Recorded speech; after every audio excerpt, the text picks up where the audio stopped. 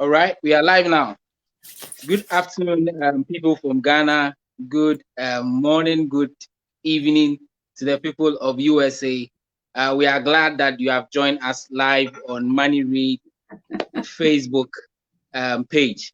We are excited that you are also part of this first edition of Financial Success Summit. Today, we are going to delve deep into certain areas that is going to help you as an individual to attain financial success in 2021. So today, we'll have four speakers available to us very soon. Our last speaker is going to join us. We have Sam X. Renick of the Sammy Rabbit fame. And then we have Prince Dykes, also of the Global Children Financial Literacy. We have Stacey Swanson of Wealth and Women. And we also have Lionel Shipman from the Shipman Consulting. I think I got it right, Lionel, right? Okay. So viewers, these are your global speakers who are more intense, and they are specialized in financial literacy advocacy. So we want you to sit tight, tighten your seatbelt. If you want to grab a coffee, just grab a coffee and then sit with us as we delve into great nuggets of wisdom. So now, before we get ahead, viewers, you can also go down there and then type in any question that you think that is bothering you, any question that you want our speakers to also speak about. And then we are going to take it one after the other. If you also want to address it to one particular speaker, you can just add the name and then we are going to read it out loud. And they are going to also share their candid answers to you so that it's going to help you in 2021. Now, let's get it started. Let me start with Stacey. So, Stacey, you know, this is the Financial Success Summit, and we are looking at achieving financial success in 2021.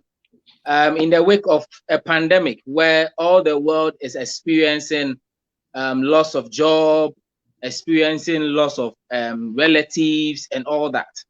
What do you think financial success will be for such a person? Well, mostly I think we need to be prepared. I think most people were not prepared. They didn't have any kind of savings built up or enough savings. If they lost their jobs or their homes, they didn't have enough savings to live, on a month-to-month basis. And so not being prepared with that extra money in case there's an emergency, which is exactly what we prepare for, and exactly what the pandemic was. A lot of the economy fell because people couldn't continue to purchase, food and necessities and keep the economy going. Even if they had businesses that closed, if they had that reserve, they would have still been able to live off of that. And then that causes a worldwide economy crash because everyone is in need and the governments are bailing them out. So being prepared, having your money organized, not living paycheck to paycheck, having some savings put away, which equals peace of mind, knowing that no matter what comes along, you're prepared for it. That's right. That's right. Thank you so much, Stacey. Maybe Lionel should take it from here. Lionel, what do you think financial success is for us in this week of the pandemic? Well, good morning to everyone, and thank you so much for being a part of this summit. Answering your question, to me, when I look at the word success, it is relative. It is relative to any individual, what level or what success means. $1 million could be successful to you. $100,000 could be successful to me. So it depends upon the level or the mindset of the person. To me personally, looking at what financial success is number one, peace of mind. There, you can have all the money in the world, but if you don't have peace of mind, it really doesn't benefit you. So I want to make sure that my life is geared around, or I'm doing the things that would bring peace to myself, bring peace to my wife, my family, and those that are around me. Now, from a practical standpoint, financial success to me would be paying off and managing my debts. You know, if I have a car loan or a home loan, I want to make sure that I can pay off all of those debts. It's nothing like having the freedom of getting that title to that car when you pay it off, or getting that deed to that home mortgage, and knowing that I can truly say that the home is mine and that the cars are mine. No one can take that away from me at that point. Also, success being able to meet my monthly recurring expenses, meaning I have enough money coming in and I can satisfy any obligations or any expenses that are coming in through my household, and I have money left over. What peace of mind is that, to be able to pay my monthly expenses without any stress or strain, and then having excess money to put into investments, to put into retirement, or any other financial goal that I may have. And lastly, being able to just enjoy life, I call it to the fullest. That is relative as well. I know for my wife and I, if you ever get to know me, we love to cruise. We love getting out on a cruise ship. Now, of course, right now with COVID-19, we can't do that right now. But being able to cruise to the Caribbean, cruise to in other countries, that is something that we desire to do and look forward to doing once again. So to me, that is what success means to me. Like I said, it's relative to each individual. But I think that we should all have an ideal of what we want, or what we would consider to be success for our own lives.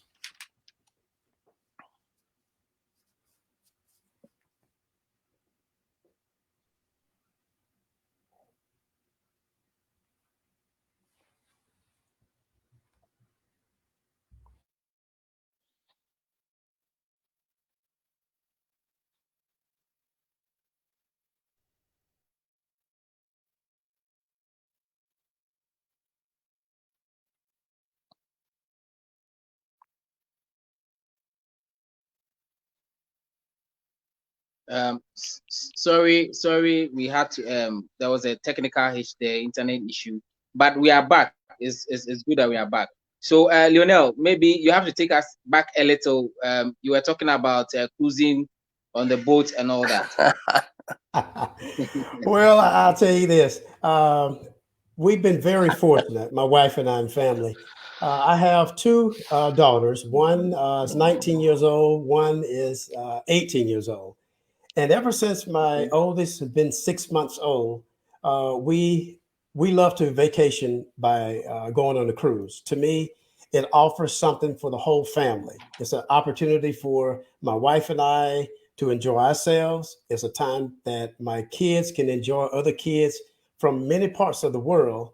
And so it's a great vacation. We're able to go to places we've never been, do things we've never done, meet people we've never met. We can relax, we can unplug. I tell you, when we go on vacation, my wife always tells me that I have a choice when it comes to my cell phone.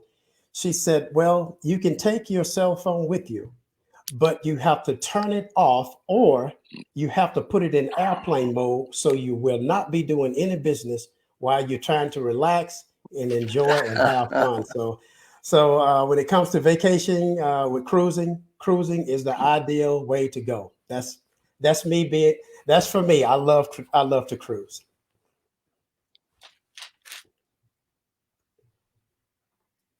We can't hear you. Yeah.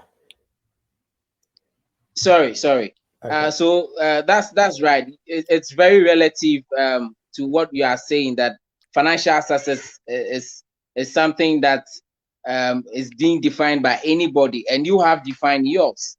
So I think it's a good thing that you also have to define your own success. So we have Sheila with us, Sheila from Financial Wellness Center, all the way from the UAE. Sheila, you are welcome. Thank you so much. It's an honor to be here. Yeah.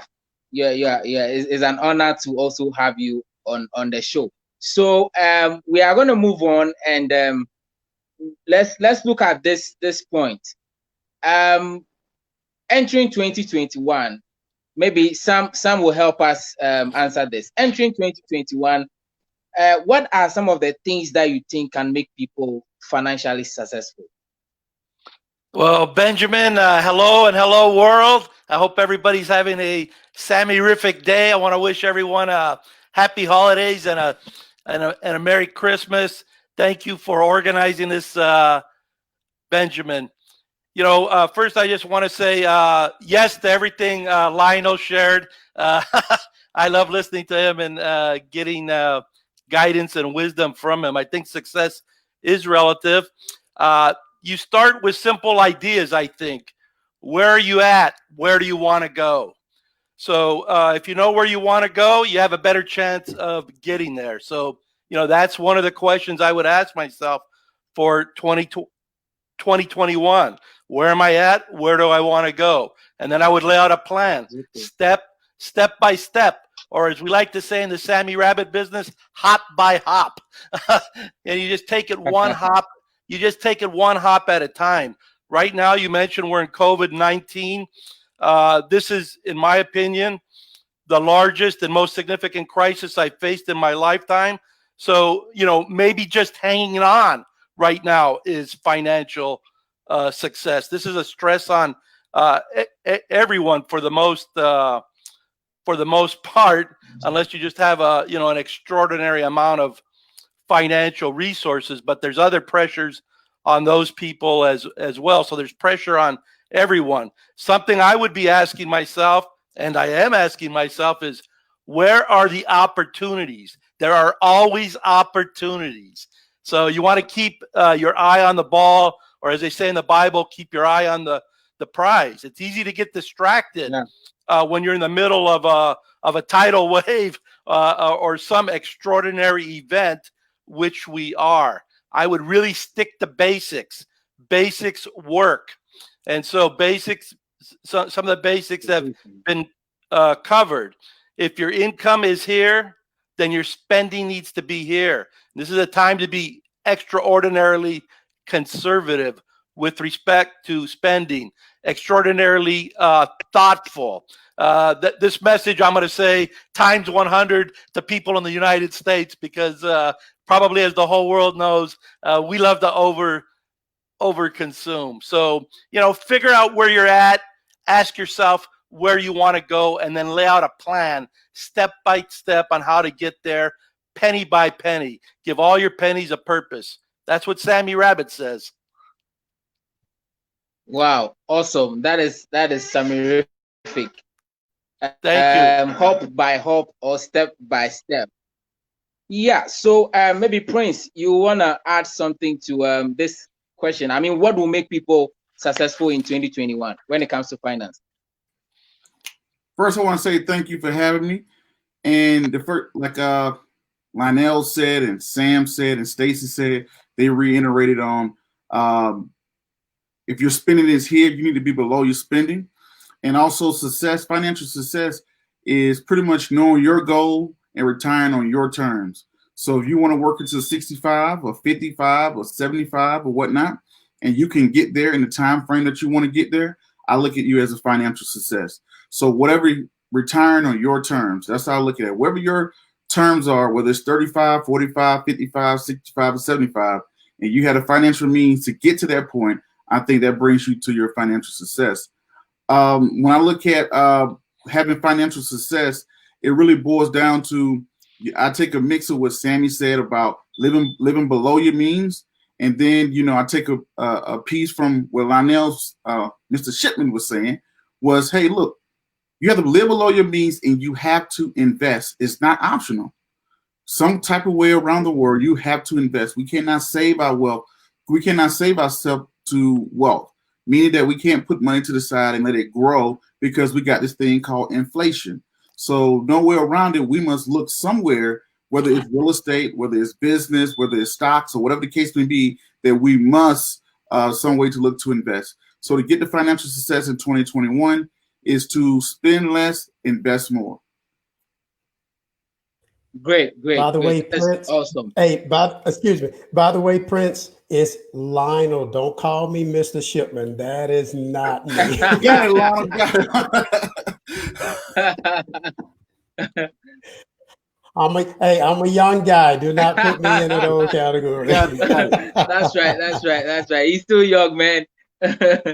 Okay, so I say that is it. Audience, if you are listening to us, financial success, as explained by our global speakers, is simple. If your income is up there, you need to keep the expenses down there.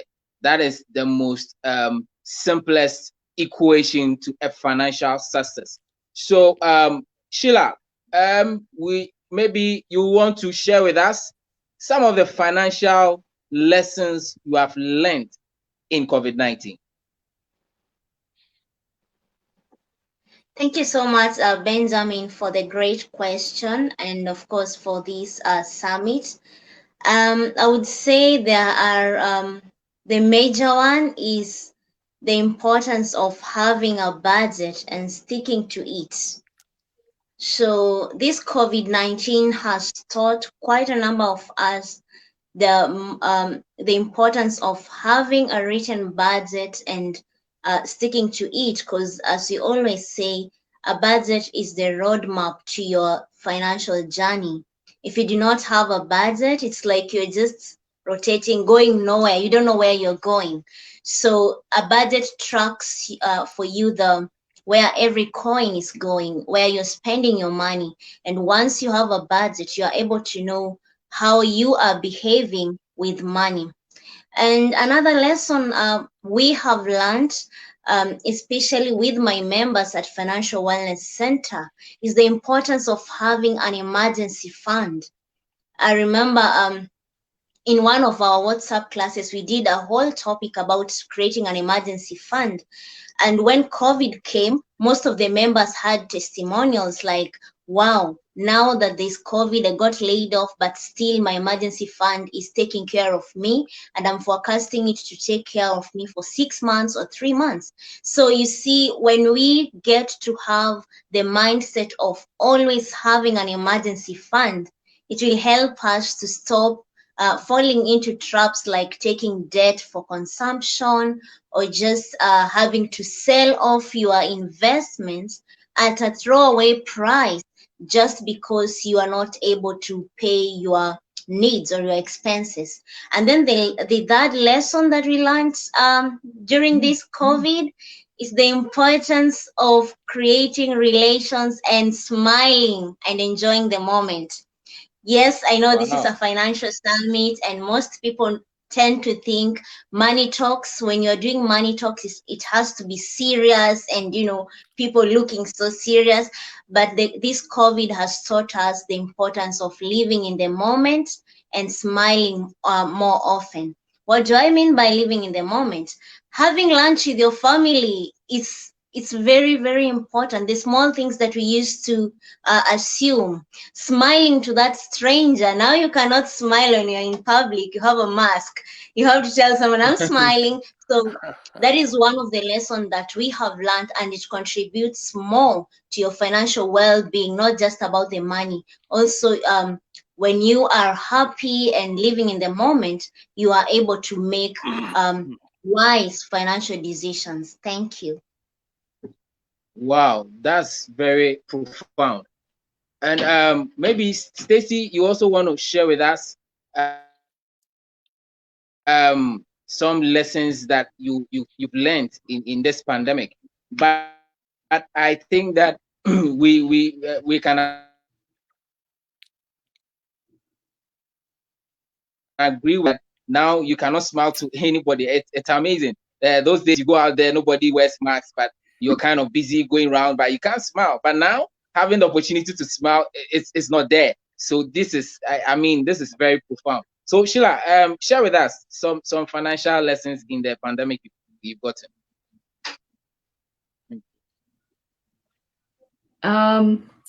Well, I think, like I said before, the preparation is key, and having that peace of mind, like Lionel said, because if you have a budget, you know what you can spend each month because you're tracking your money, you're tracking your income. And then if you have that emergency savings, as was mentioned, the 3 to 6 months of living expenses, which now I know a lot of us are maybe have less money than we usually do on a regular basis. Maybe one or both of the people in a family lost their jobs. So to save 3 to 6 months living expenses sounds really crazy, but it's so important. We need to all get back to that financial wellness. Like, I feel like our parents and our grandparents taught us to save and to be prepared and conscious with our money. But in the last maybe 20 or 30 years, people aren't doing that anymore. And now this is our kick in the rear to remind us that this is what we are supposed to be doing. We need to be adults. We need to, be prepared. We need to have a budget. We need to not spend more than we make, which is basically living paycheck to paycheck or over your paycheck. And if you don't have that savings in place, even a small emergency fund for the car breaking down, or a family member passes away in another state and you have to buy plane tickets to go there. All of those things are emergencies that if you don't have savings, you're going to put it on a credit card because you have to fix the car, correct? So I think that's the thing that we're all saying. And then as retirement goes, how many more years is it till you want to retire? If it's only 10 or 15 years or even 20, you better start thinking about getting all your debt paid off so you don't have to pay debt when you retire, and building up your savings and your retirement investments. Because if you think, well, I can't live off of such and such an amount every month right now, how are you going to do that when you're retired? Because you're not going to have as much money. So it's just all changing your way of thinking and bucking up and being an adult and doing what you know you need to do. And if anybody needs help, all of us are here to help with that, provide guidance. Sure. That's a very great point. I didn't say thank you earlier, but of course I'm honored to be here, and thanks for the opportunity, Benjamin. You're welcome, Stacey. You're welcome, Stacey. Yes, that's so profound. And it looks like we are all speaking around the same area where we should be prepared. We should have emergency fund. We should have a budget. Now, I just want to ask friends, how is it important for us to have all these things in place to make our finances, should I say, a pandemic proof finances? How is it important? Well, I think the greatest lesson that we learned here during the, especially these times, and it happens, everybody knows, we see market ups and downs and sideways and things like that. But the importance of diversification. So when we look at the pandemic was a nightmare for the airline industry, but it was a blessing for Zoom, right? So you've seen how, when you look at a restaurant like Ruth Chris, a fancy steakhouse, it was a nightmare for them. But a company like McDonald's, it was a boom, or Chipotle. The grab and go restaurants started to boom. Things like Netflix, things like Zoom, as people stayed home. So that tells you every pandemic will be not every pandemic, but every downturn we have will be somebody's nightmare, but it will be somebody else's blessing. So with that being said, if you're diversified across the board or looking into different things, you will always see there's always a bull market going on somewhere. Somewhere, someone is benefiting from the downturn, everybody else's nightmare. So when I say that, is that it shows us that, hey, having the ability to have cash, having cash, saving and having cash, and when these downturns in the economy happens, this will be a prime opportunity for you to get ahead in life. For a prime example, we all know in 2008 we had the real estate crash, right? 2020 we had a pandemic that nobody really saw coming, right? So in the 20, I hate to say this, but in the next decade it'll be something else. In the next decade it'll be something else. So when I look at that, I don't know what it'll be. I wish I had a crystal ball to know what it would be. But I would say if you diversify with the way that you invest after you have your savings, everybody said it very importantly, you have to have an emergency savings account. But after you have that emergency savings, in order to get ahead, we have to invest some type of way. So diversifying between real estate, business, and stocks, I think you will be in a better position. And that's one thing, one of the greatest lessons that I learned in the pandemic, that even though you had a pandemic, you had companies overnight, shopping centers and malls became irrelevant, but Amazon boomed. So you look at everybody, when everybody else is having a bust, somewhere, somebody is having a boom, right? So Amazon, they're in a perfect position that everybody's online during the shopping season. People are really not going into the malls like they used to. And you're seeing Amazon delivery having a boom versus you see things like Zoom. Just 2 or 3 weeks ago, doing radio interviews was a great thing. But now look at Zoom. Everybody's on Zoom. Everybody's doing podcasts. Everybody's online now.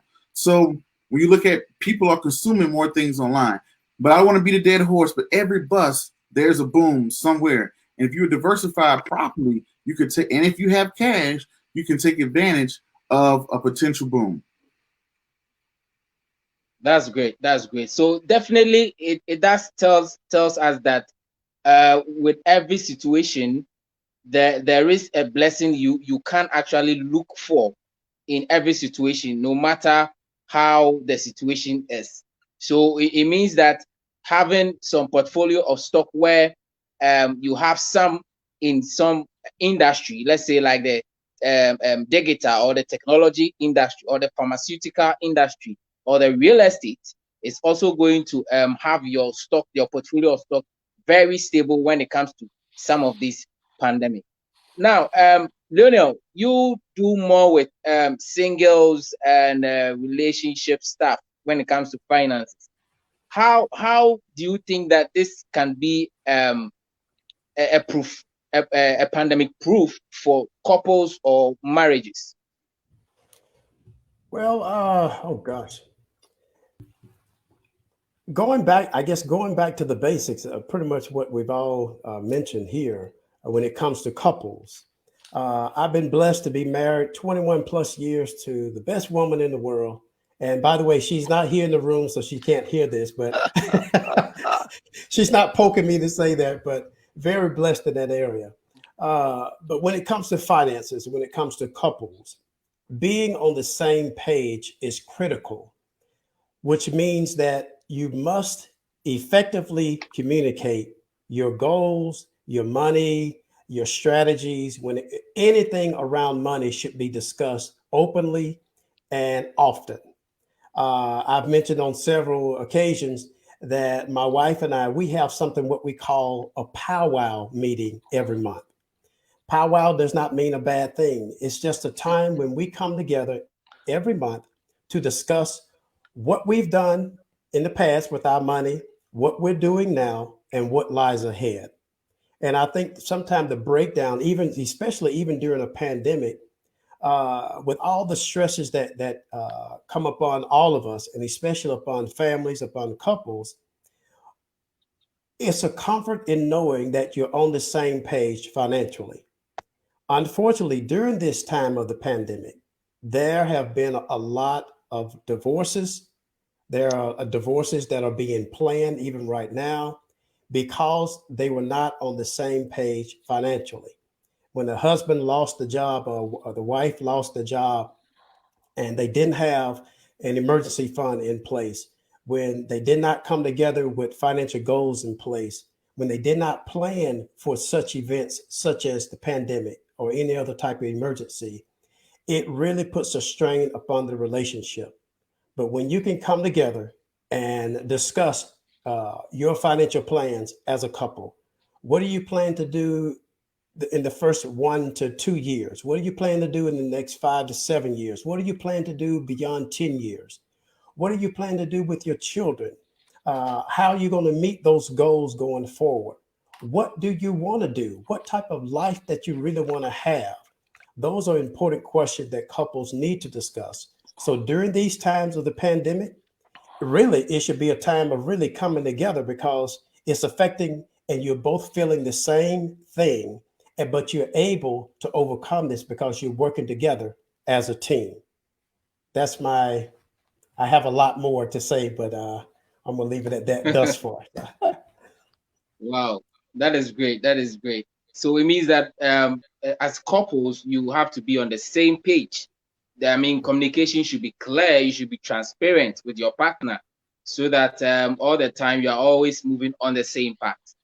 Correct. That's very great. So, Sammy, how do you think that going into 2021, people should help themselves when it comes to financial literacy? I mean, how do they become financially literate in 2021? Well, the first thing you can do is start attending webinars just like this. What you want to do is one of the things you want to be doing all the time is you want to be learning and accumulating more knowledge, and then you want to execute or act on it. You know, that it's very simple in that way. So read about money. It could be magazines, it could be blogs. You know, find the good stuff, sort it out just like you would hamburgers. Don't buy bad hamburgers, buy good hamburgers. So don't consume bad financial knowledge, consume good financial knowledge. You can listen to podcasts. You know, this is a big point you're hitting on that apparently a lot of people are not aware of, but there's more financial literacy education today, and it's accessible than at any moment in history. And there's a lot of good financial education. So you don't have to wait for schools. You don't have to wait for anything. You can just tune in. So build that knowledge and then, you know, execute on it. I want to go back on a few things that you asked about prior to this. One is, you know, it really starts with you need to figure out and know what you want. If you're aiming at something, you have a much better chance of achieving it. Now, if you don't know what you want and you need time to figure it out, and that happens, I know that happened to me, you need to put yourself, if you want to have financial success, you know, relative to whatever level it is, you need to put yourself on the path to financial success, financial freedom, financial stability, financial security. You want to think, in my mind, of it like this. Let me go. Okay. So 1 minute you're not here, then you're born.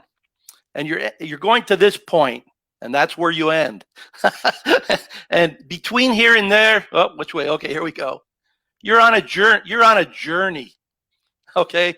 And so in that journey, hopefully what you want to do is you want to be building. I don't know if anybody's going to be pandemic proof. You know, maybe a few people will be, but what you can be is you can be more prepared or less prepared.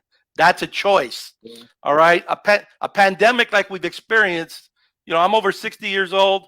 This is the biggest financial, health, and every other kind of crisis we've faced, at least in my lifetime. In my opinion, I was through the 87 crash. There was more turbulence in the 90s. We had the big banking crisis, of course, in the United States, and this had a global impact. We had 9/11. This is bigger than all that. And so at this moment, the way you've been living before has led to this moment. You're either more or less prepared.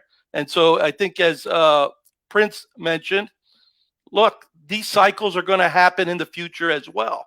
So you can use this moment to inform yourself and begin to get more prepared, which is one of Stacey's messages, for future dips. There'll be some upswings, there'll be dips. So get prepared. You know, one of the big lessons I've learned out of the pandemic is how to live on less. Now, can I translate that into a habit that I can carry forward when times are good? And it seems like spending more freely is easy. Maybe you spend more, but you still spend in a disciplined approach within your budget. It never exceeds what your overall income is. So can you make it a habit? And of course, gratitude, is another big lesson, at least for me. I'm just very grateful for, what I do have, and I'm grateful for some of the things I don't have. But so I think those are big things. Figure out what it is you want. If you don't know what you want, start practicing the habits. At SammyRabbit.com, we're very habit focused. So you want to start focusing on these habits. If you're earning here, you're spending here. You're taking the difference and you're building. You are saving because you need to build a foundation, as Sheila said, a foundation of stability and security, but you're also investing. You may be doing both at the same time, and you're building more preparedness, more stability, more security. Hopefully you're sleeping better at night. You know, as Lyle mentioned, if you're in a partnership, you're part of a team. Any team's going to do better if you're on the same page. So having those discussions are really important. We focus a lot on trying to instill habits in what we'll call the family system so that they could be passed on to children right from birth, okay? Not waiting till they're 15, not waiting till they're 12. What all the research is showing is that adult money habits are formed and set by age 7. So these are the habits and the attitudes you're going to be carrying for the rest of your life, for better or worse. Sure, you may be able to change some, but it's a lot easier if you're on the right path. So you want to be having these meetings. You want to involve your children appropriately. So there may be some things you don't want to disclose to them. All right. But there are many things you may want to disclose to them. Like, you know what? Over at Lionel Empowerment Shipman, our family saves, or our family invests. We spend less than we earn. That's what we're about. We have dreams. We have goals. We want to have freedom in our future. That's what we're building for. We have some freedom right now. We want more freedom. That's why we're making these choices. We're living a life, filled with purpose. So we get more of what we want and less of what we don't want. That's what I think. All right. That is great. That is great. So if I get everything right, what we are saying is that to be financially literate, you need to be attending webinars like this. You need to be reading more. You need to also focus on habits that is going to help you figure out what you want. So to me, I think that if you are able to do some of these things, it should be able to bring the level of poverty down. Sheila, what do you think about that? I totally agree with every speaker that when we are able to prepare ourselves and as well teach our children, because what I've seen, especially in the current generation, the adults just focus on themselves and they don't pass down the financial literacy they are getting to their children. They assume the kids are still kids, but what you don't know, within 10 years, the 5-year-old will be 15-year-old. Within another 15 years, he will be an adult. Now, if you block them from the financial literacy that you're getting at an early stage, be guaranteed that you're going to have another generation that again will be having cycles of financial illiteracy. So I totally agree with Sam that as we get to learn about financial literacy ourselves, it's also important to include our children, but in a very wise way, because not everything you need to tell to a 5-year-old. There are things you need to, not tell them until they grow a bit older. So, as well as Stacey said, preparedness is very important. I know we cannot fully prepare ourselves. We cannot say pandemic proof ourselves completely, but it helps you reduce the level of stress. Trust me, for someone who had an emergency fund, even if it's for 2 months, and someone who didn't have it during this pandemic, those two people, their stress level are totally different, because one had some level of preparedness while the other one didn't have. So that is what I can say. Thank you. All right. Thank you so much. Thank you so much. Now, viewers, you are watching us at the Moneyread Business and Finance Summit page right here. And then we are having the Financial Success Summit. We have 5 global speakers with us.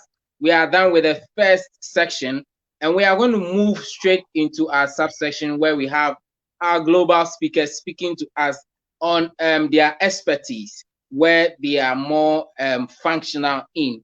So we are going to start with Prince. Prince, I see you doing a lot of stuff with teens, with the young guys, and you are trying to teach them how they can gain financial literacy.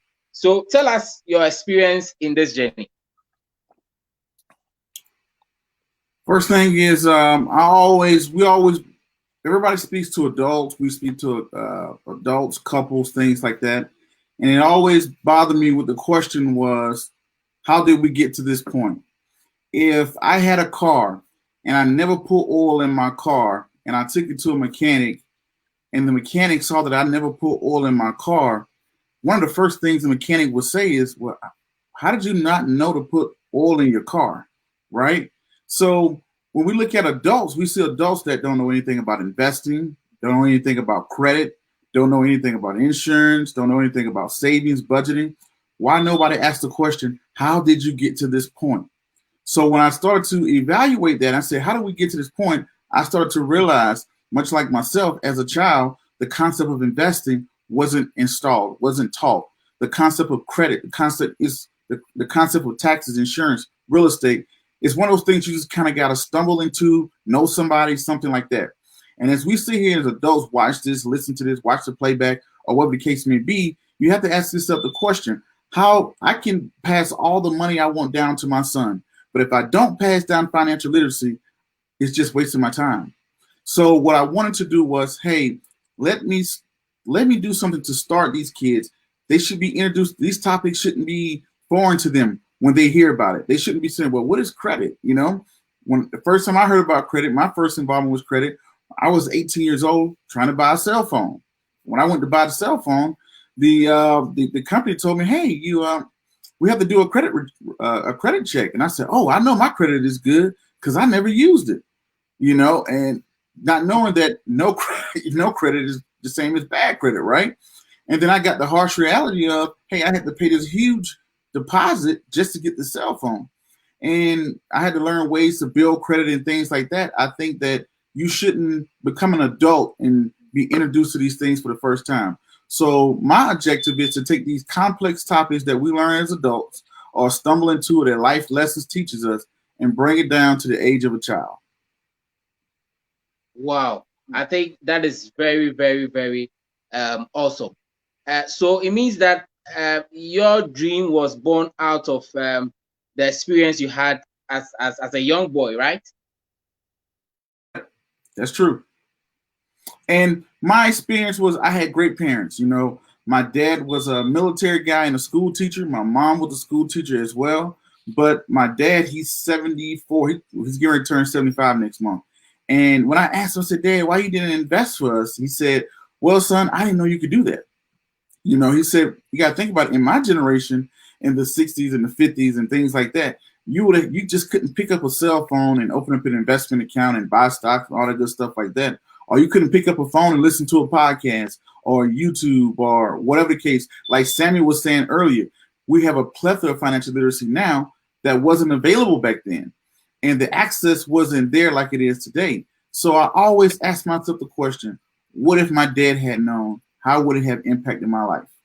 So what I seek to do is to go out and introduce parents and kids to this concept, to this as a child, to say, hey, well, what if I ran across someone's parent or someone's dad or mom or a child that go home and ask their mom, hey, well, can I start to build credit? Can I start to get a piece of real estate? Can I start investing or whatnot? So these are the conversations. I want to be a conversation starter and to plant the seeds at the earliest age possible.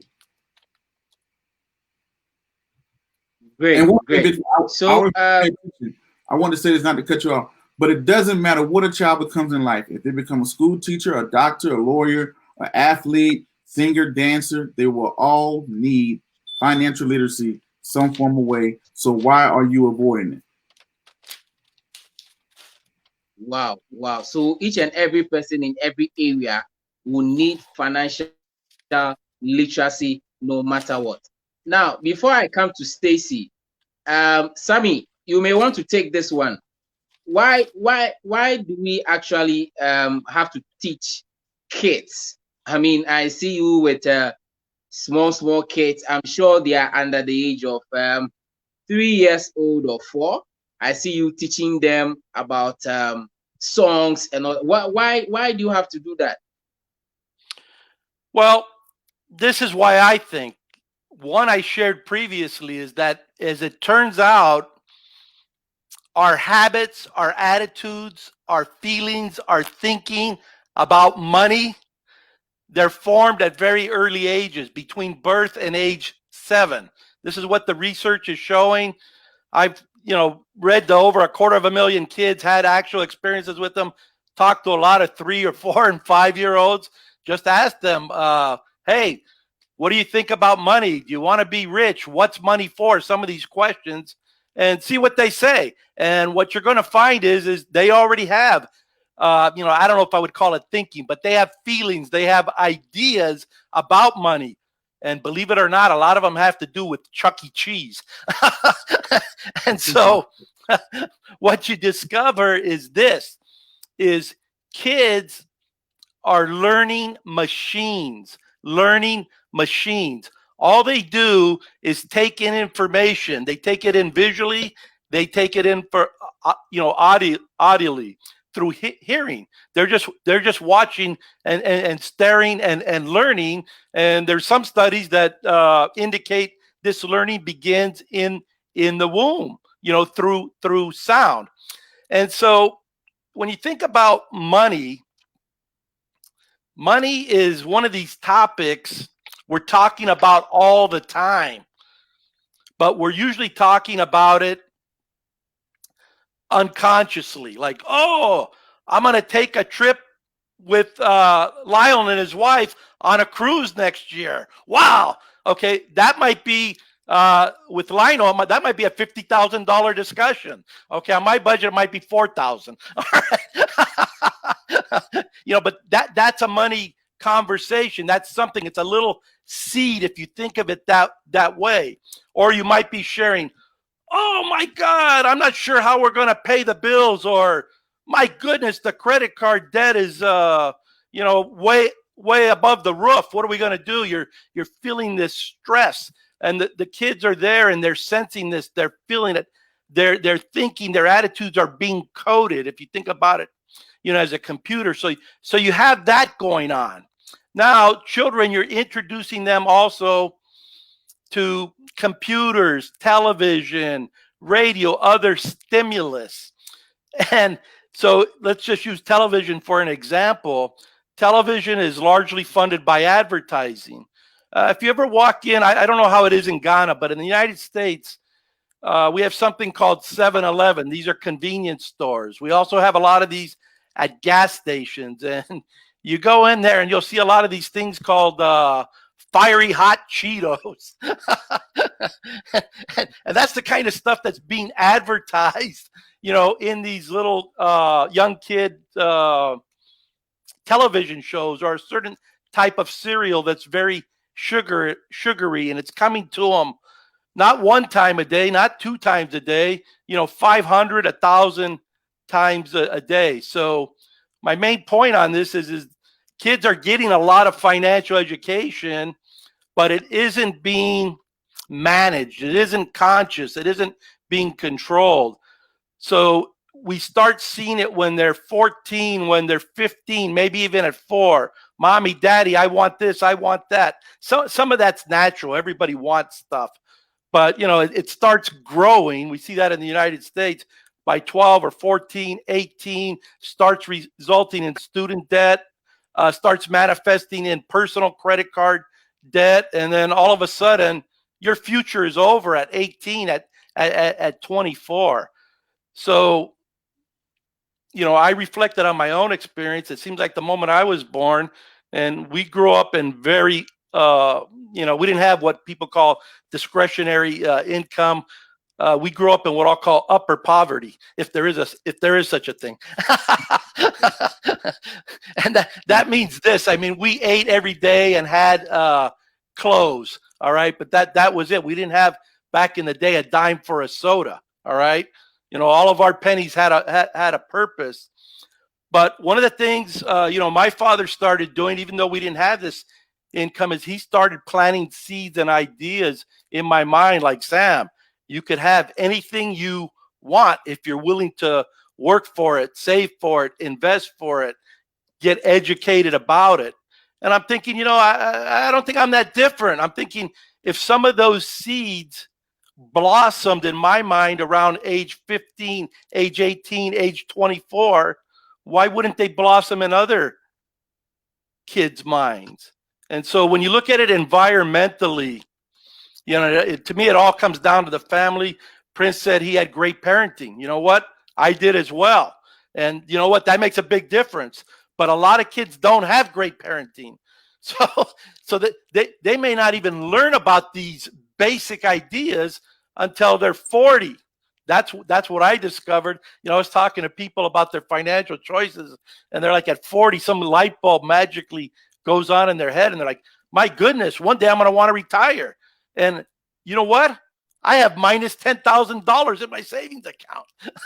How am I going to do that? So anyways, all that is to say, that's why I think it's critical to do what everyone is saying, and Prince hit on it. Get these conversations started. Get them started early. And with little kids, I think the most important thing you can talk to them about is saving. All right. And I'll share with you one reason why.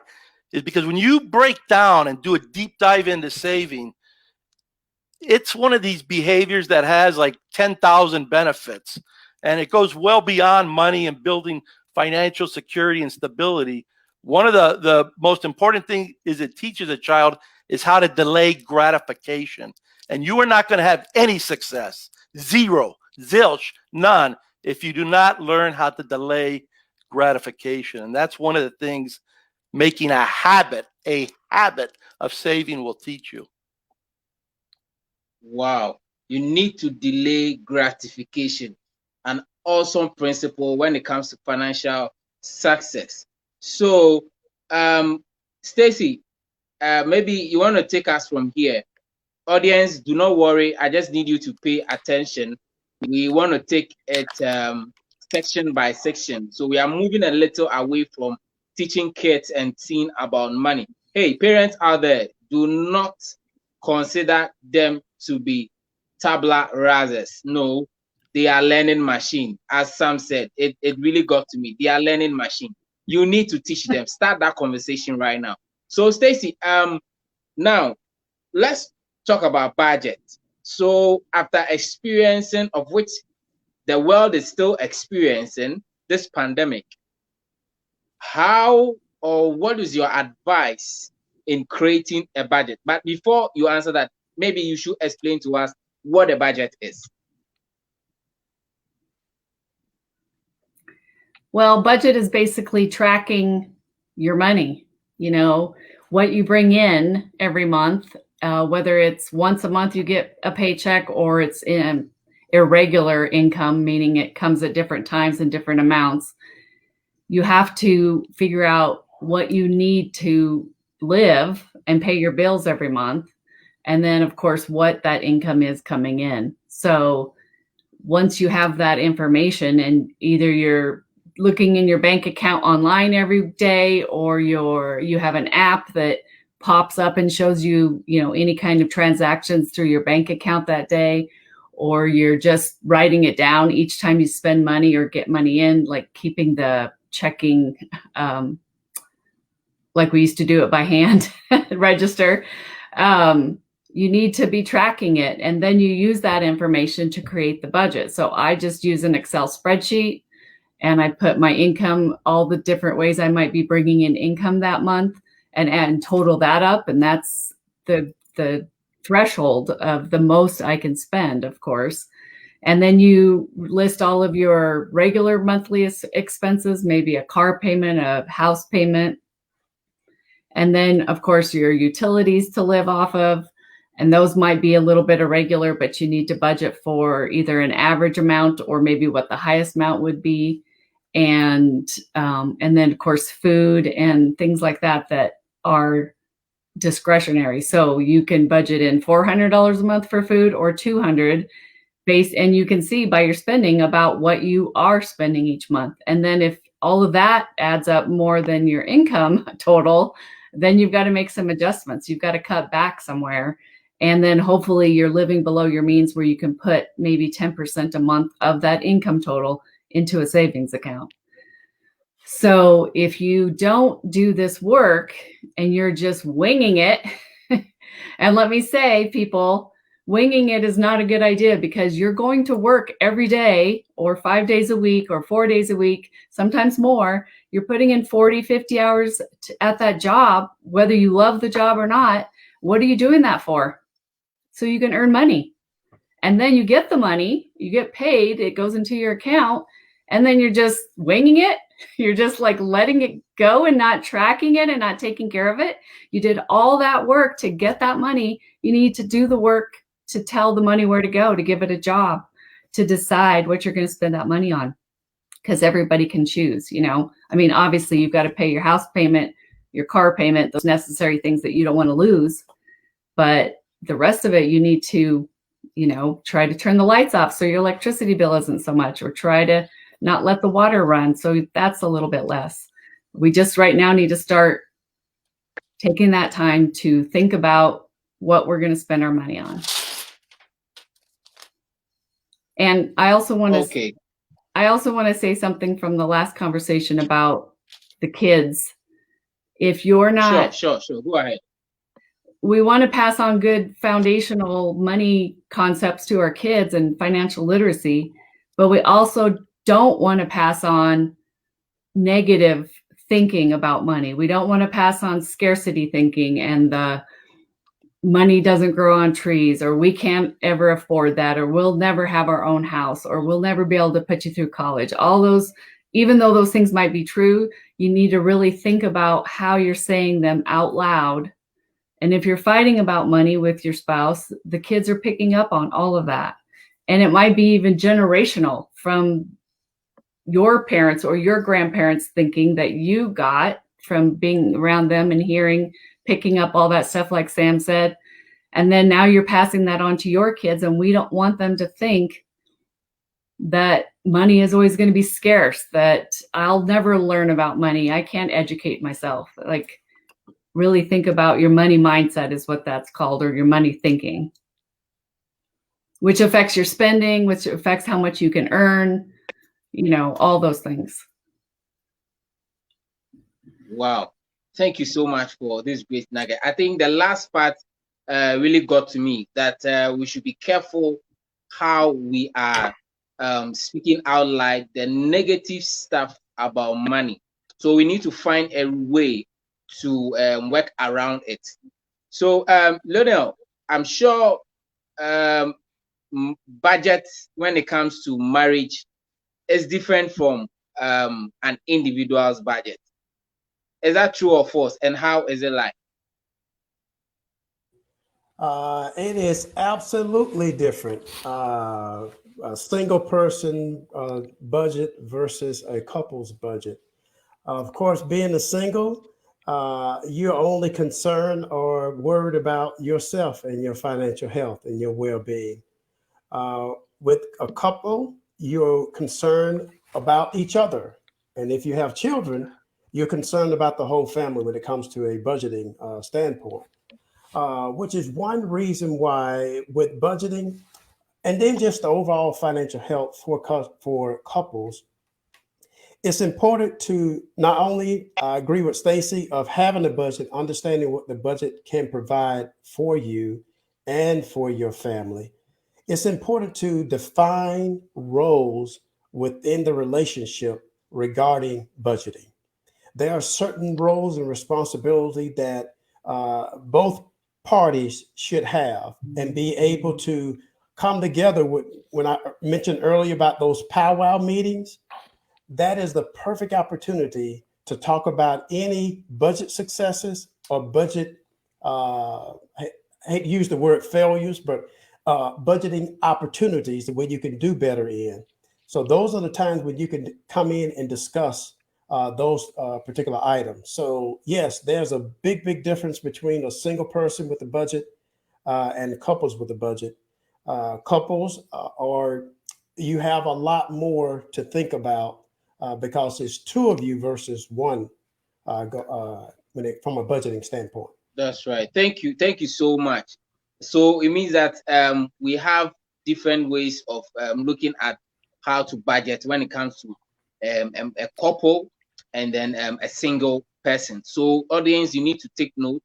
Your way of living when it comes to money when we're single is totally different from how you are going to live when you have your wife and you have some you have kids coming in. Now, Sheila, if you are there, I want you to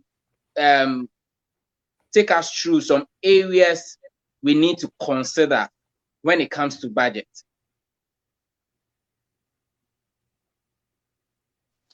Thank you so much, Benjamin, for that great question. When it comes to budgeting, as Lionel and Stacey already echoed, for sure, a budget that will differ from when someone is doing it as an individual and when there is a family or a partner involved. However, there are categories of a budget that cut across whether you are an individual or a family or even a company, because I believe there are organizations that are watching us right now.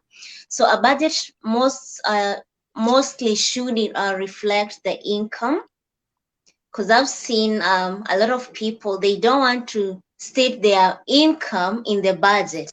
They just want to highlight the expenses. You need to also indicate your income so that you can have a reference point of saying I've spent XX amount out of ABC amount that I earned. So it needs to reflect to show your income. Of course, there has to be expenses.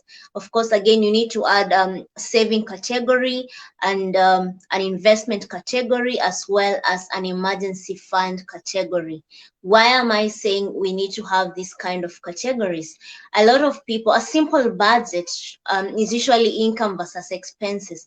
But if you want to have a budget that is able to keep you on track while you are also achieving your financial goals, then you need to have it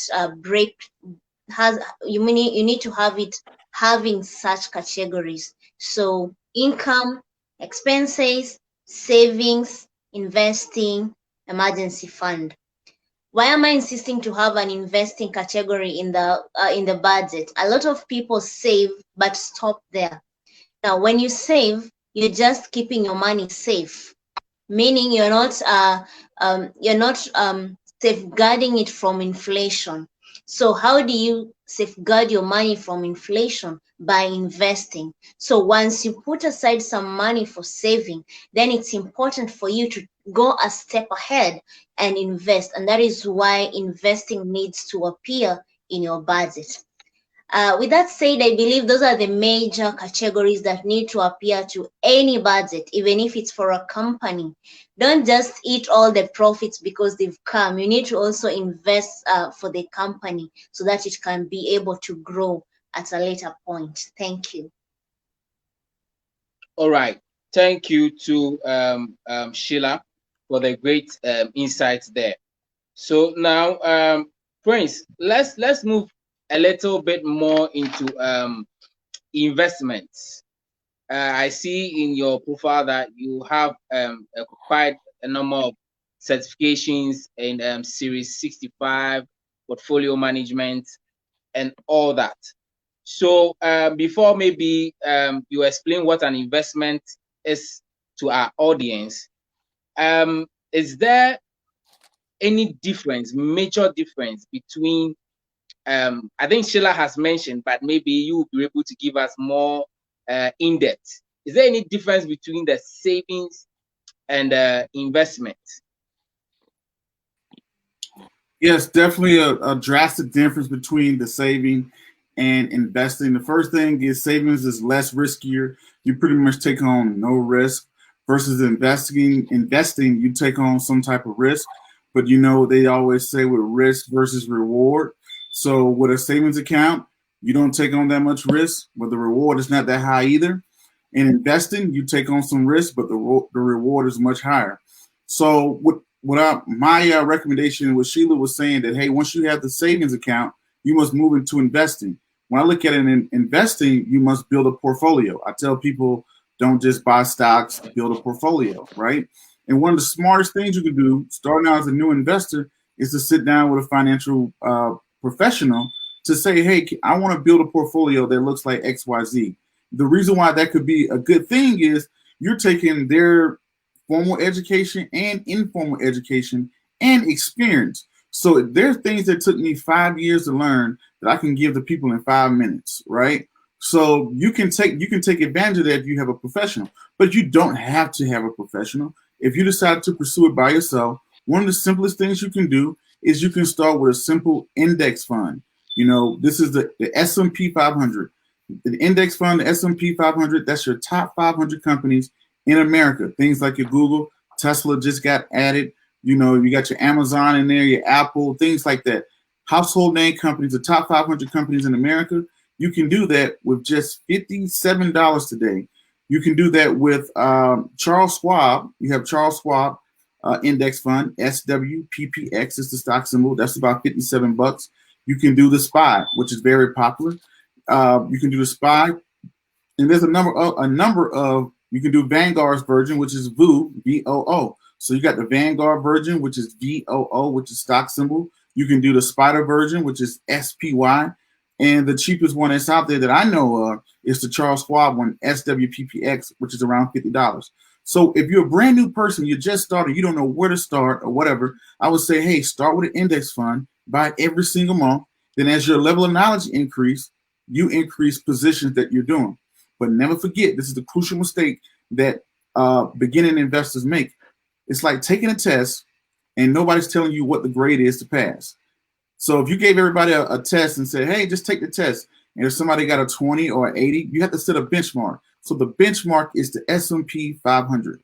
So no matter what you're doing with stocks, whether it's stock options, XYZ, are you beating the S&P 500? If you're not, your portfolio needs to move more to the S&P 500. So a lot of new investors love to get out there and they buy, hey, I heard about this. I heard about Bitcoin. I heard about this company, that company, this and whatnot. And with all that whole portfolio, that entire portfolio usually is not beating the S&P 500. So the big thing is start right there with a simple index fund, because I know I have a lot of friends this year who are very smart.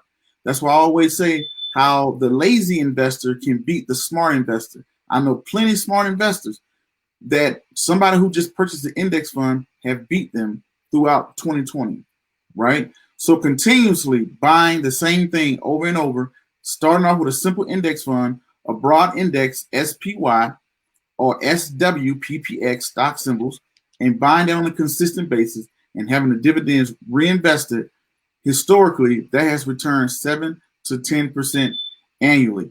Now, if you want to get a little bit better and add on some more, move around in different sectors, you want to get a little fancy and get a professional to help you out, that's great. But you're going to do much better if you start off with an index fund that's getting 7 to 10% a year, that is beating inflation, that is beating bonds, that is beating inflation, that is beating bonds, and that's also definitely beating your savings accounts and CDs. As interest rates have dropped, that was very good for people that are going out looking to invest. It pushed up the stock market. It made housing cheaper, things like that. But it was horrible for people who are saving money, because savings accounts rates have also dropped. CD rates have also dropped. So now with the interest rates of dropping, you must now venture out into the world of investing. So when you look at the world of investing, the top 3 questions you got to ask yourself. Number 1, what is your risk level? Are you high risk? Are you low risk? Are you moderate risk? And that's going to tie into question number 2. What is your time horizon? Are you saving money to go to school next year? If you're saving for money to go to school next year, I would not recommend buying stocks, right? Because we just saw what happened with COVID-19. They could just come in and wipe out everything. So your time horizon, if you're going to get into stocks, I would say at least give it 5 years. If you don't have at least a 5-year time horizon, you shouldn't be looking toward for stocks. You should be allocating maybe something that's more conservative. So know your time horizon, knowing what your time horizon is, know what your risk level is, and know how much money you have to invest. Those are the top 3 things you must know. How many years do I have? Because the more time you have, the more risk you can take. You can withstand a 2020. 2020 is something called sequential risk. Sequential risk. What happened this year in 2020 was awesome if you was just starting to invest. It's awesome for someone like me who's 36 years old, but it wouldn't be awesome if I was 63 years old, right? If I was getting ready to retire, COVID-19, when we had this big dip, that's not good if I was getting ready to retire. But it's awesome if you was getting ready to retire, if you had a long time horizon, right? So know what your time horizon is. How long do you have to invest? What is your risk level? How much money do you have? I can invest $200 per month. I have 20 years to do it, and I'm willing to take a moderate high risk. Now you may look someone who may look into stocks. You may look into the technology industry and things like that. And when you go to invest, don't try to be a genius. Start with what you know. Stay within your circle of competency. If you are a military person, you may know a lot of military companies that the average person may not know. If you are someone who works in the restaurant industry, you may understand the restaurant industry better than anybody else. So if you're someone who works in retail or international trades, there are a lot of companies that you would know more than the average person. If you like guns and you like ammunition, maybe that could be a star for you. If you're someone who's in the energy sector, green energy, you understand that better than anybody else. Look into start with what you know. Then once you start with what you know, once you have those 3 questions, and you know what you know what, I know military defense very well. Now you can start looking inside of those companies and starting to look down into the financial reports and things like that. You're going to have to start reading those 10Qs, those 10Ks to learn the fundamentals of companies, learning what the balance sheet is, learning what the income statement is, learning how that cash flow statement is, and understanding how it reads. And you guys and girls have something that Sammy hit on earlier. We have podcasts. You can subscribe to podcasts for free. You can subscribe to YouTube channels for free. You can follow things on Facebook. You can follow things on Instagram, and you can have a plethora of ideas and people to help guide you. So that would be my first thing. Know your time horizon. Know what your risk level is. Know how much money you got. Start with what you know. Great. I think Prince has given us more in-depth into the investment area. So you need to look at your risk level. You need to look at your time horizon, how much money you want to invest. These are the major 3 things that you should have before, or you should answer before you get down on the stock market or any investment company. So we are going to move a little bit away from investment, and we are going into insurance. But after, I'm going to come to Lionel. So Stacey, you are an insurance expert. You do more of insurance stuff. Now, what are some of the things that going into 2021, if I want to achieve financial success in 2021, what are some of the things I have to look out for when it comes to insurance? Well, I'm a life insurance provider. So that is a very important account to have, or contract, because you can build all these investments and savings and have a nice house and a nice car. But if you don't have insurance, your assets could all be lost. So one way is if you passed away and you didn't have life insurance on yourself, could your family and your spouse still keep your house? Could they, afford the house payment and the car payment and still pay for food? Would that person have to go back to work if they weren't already working and bringing in an income?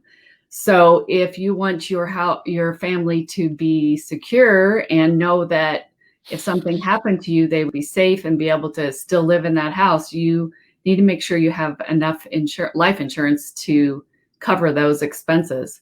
And then also long-term care, which is if you became ill as an elderly person or incapacitated from an accident and you needed to be in the hospital or a nursing home for an extended length of time, that's long-term care. If you can't afford long-term care, which in the United States is about $90,000 a year, then you need to sell off your assets to pay for it. Because if that person needs skilled nursing, they can't be at home, they need to be in a hospital or a skilled facility. How are you going to pay for that? You know, do you have an extra $90,000? Or a friend of mine, her son was in a car accident. He was in the hospital for 6 months. And although they had medical insurance, it didn't pay for everything. Plus, she couldn't work because she was at the hospital all the time. So I know it's not fun to think about all these negative things that could happen to you or your family or your job, but that's what insurance is for. It's to protect all those things. Same with homeowners insurance, to make sure if there was a fire or a flood at your home, you could get the money to replace your home. If you didn't have homeowners insurance, how would you replace that? And another piece of that is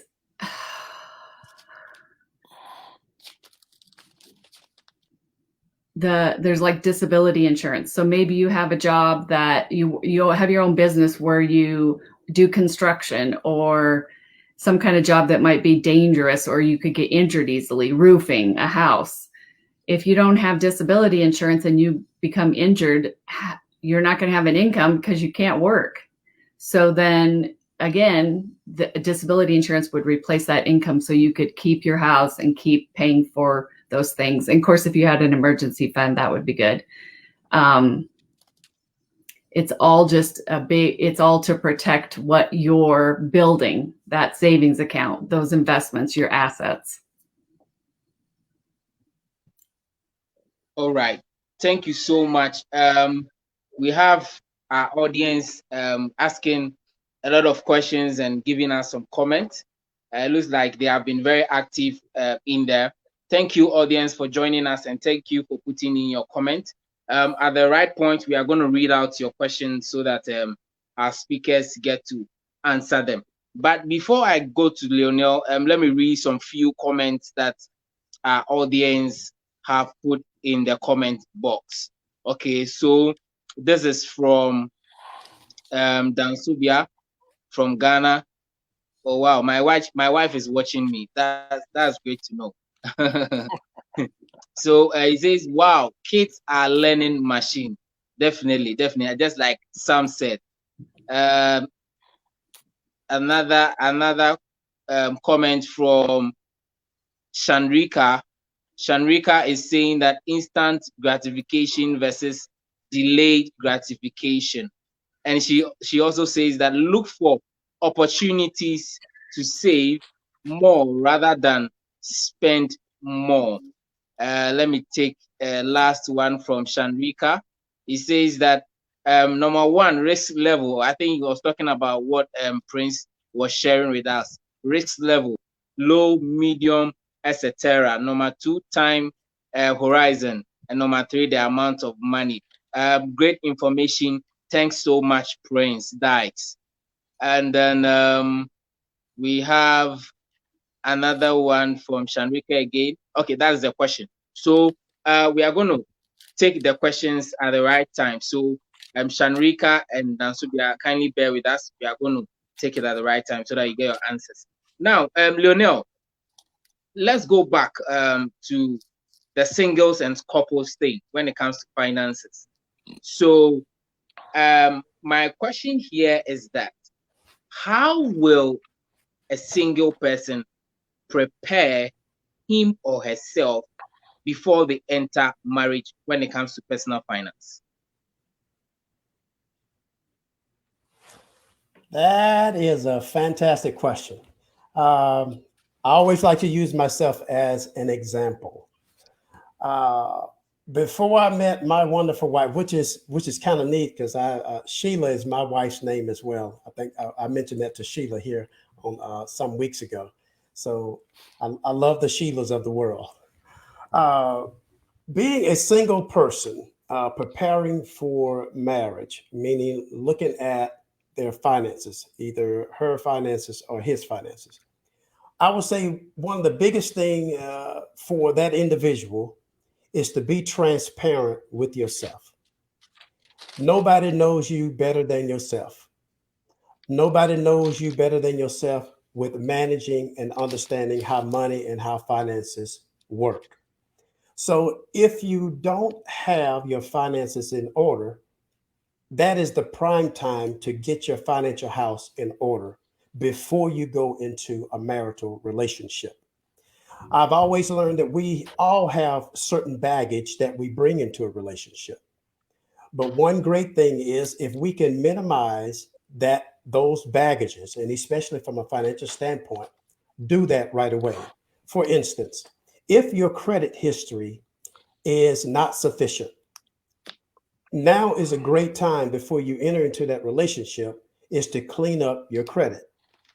You can order all three of the reports free one time a month, one time a year. And you want to pull those credit reports and compare them and then scrutinize them to make sure that there are no negative items on there. And if there are negative items on your credit reports, clean that portion up. So you will raise your credit history rating up, you raise your credit score up. So when you do enter into a marriage, you will have your credit history and your credit score at a hopefully will be at an excellent or at least a great level. Number two, make sure we've all said it here on this summit, the importance of budgeting. And budgeting is not a one-time event. It is something that you should be doing for the rest of your life. I call it a lifetime event. So don't just wait till you get married to get on a budget. Get on a budget right now so you're able to manage your money, you're able to allocate your money properly, you're able to manage your expenses and hopefully minimize any obligation that you have before you get into a relationship.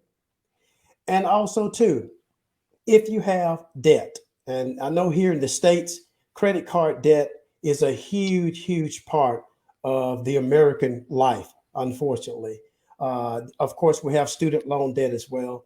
But credit card debt is one of those key things that is so tricky because a lot of people don't really understand how to utilize a credit card and then being able to enjoy the benefits of it. But there have been many, many downfalls when it comes to credit card. For example, when I graduated college, I had 5 different credit cards because one, I was ignorant to how to utilize it. I thought it was basically free money, and it wasn't free money. Every time I made a charge, I had to pay for those things. And I wasn't aware that I needed to pay a lot more than just the minimal payment.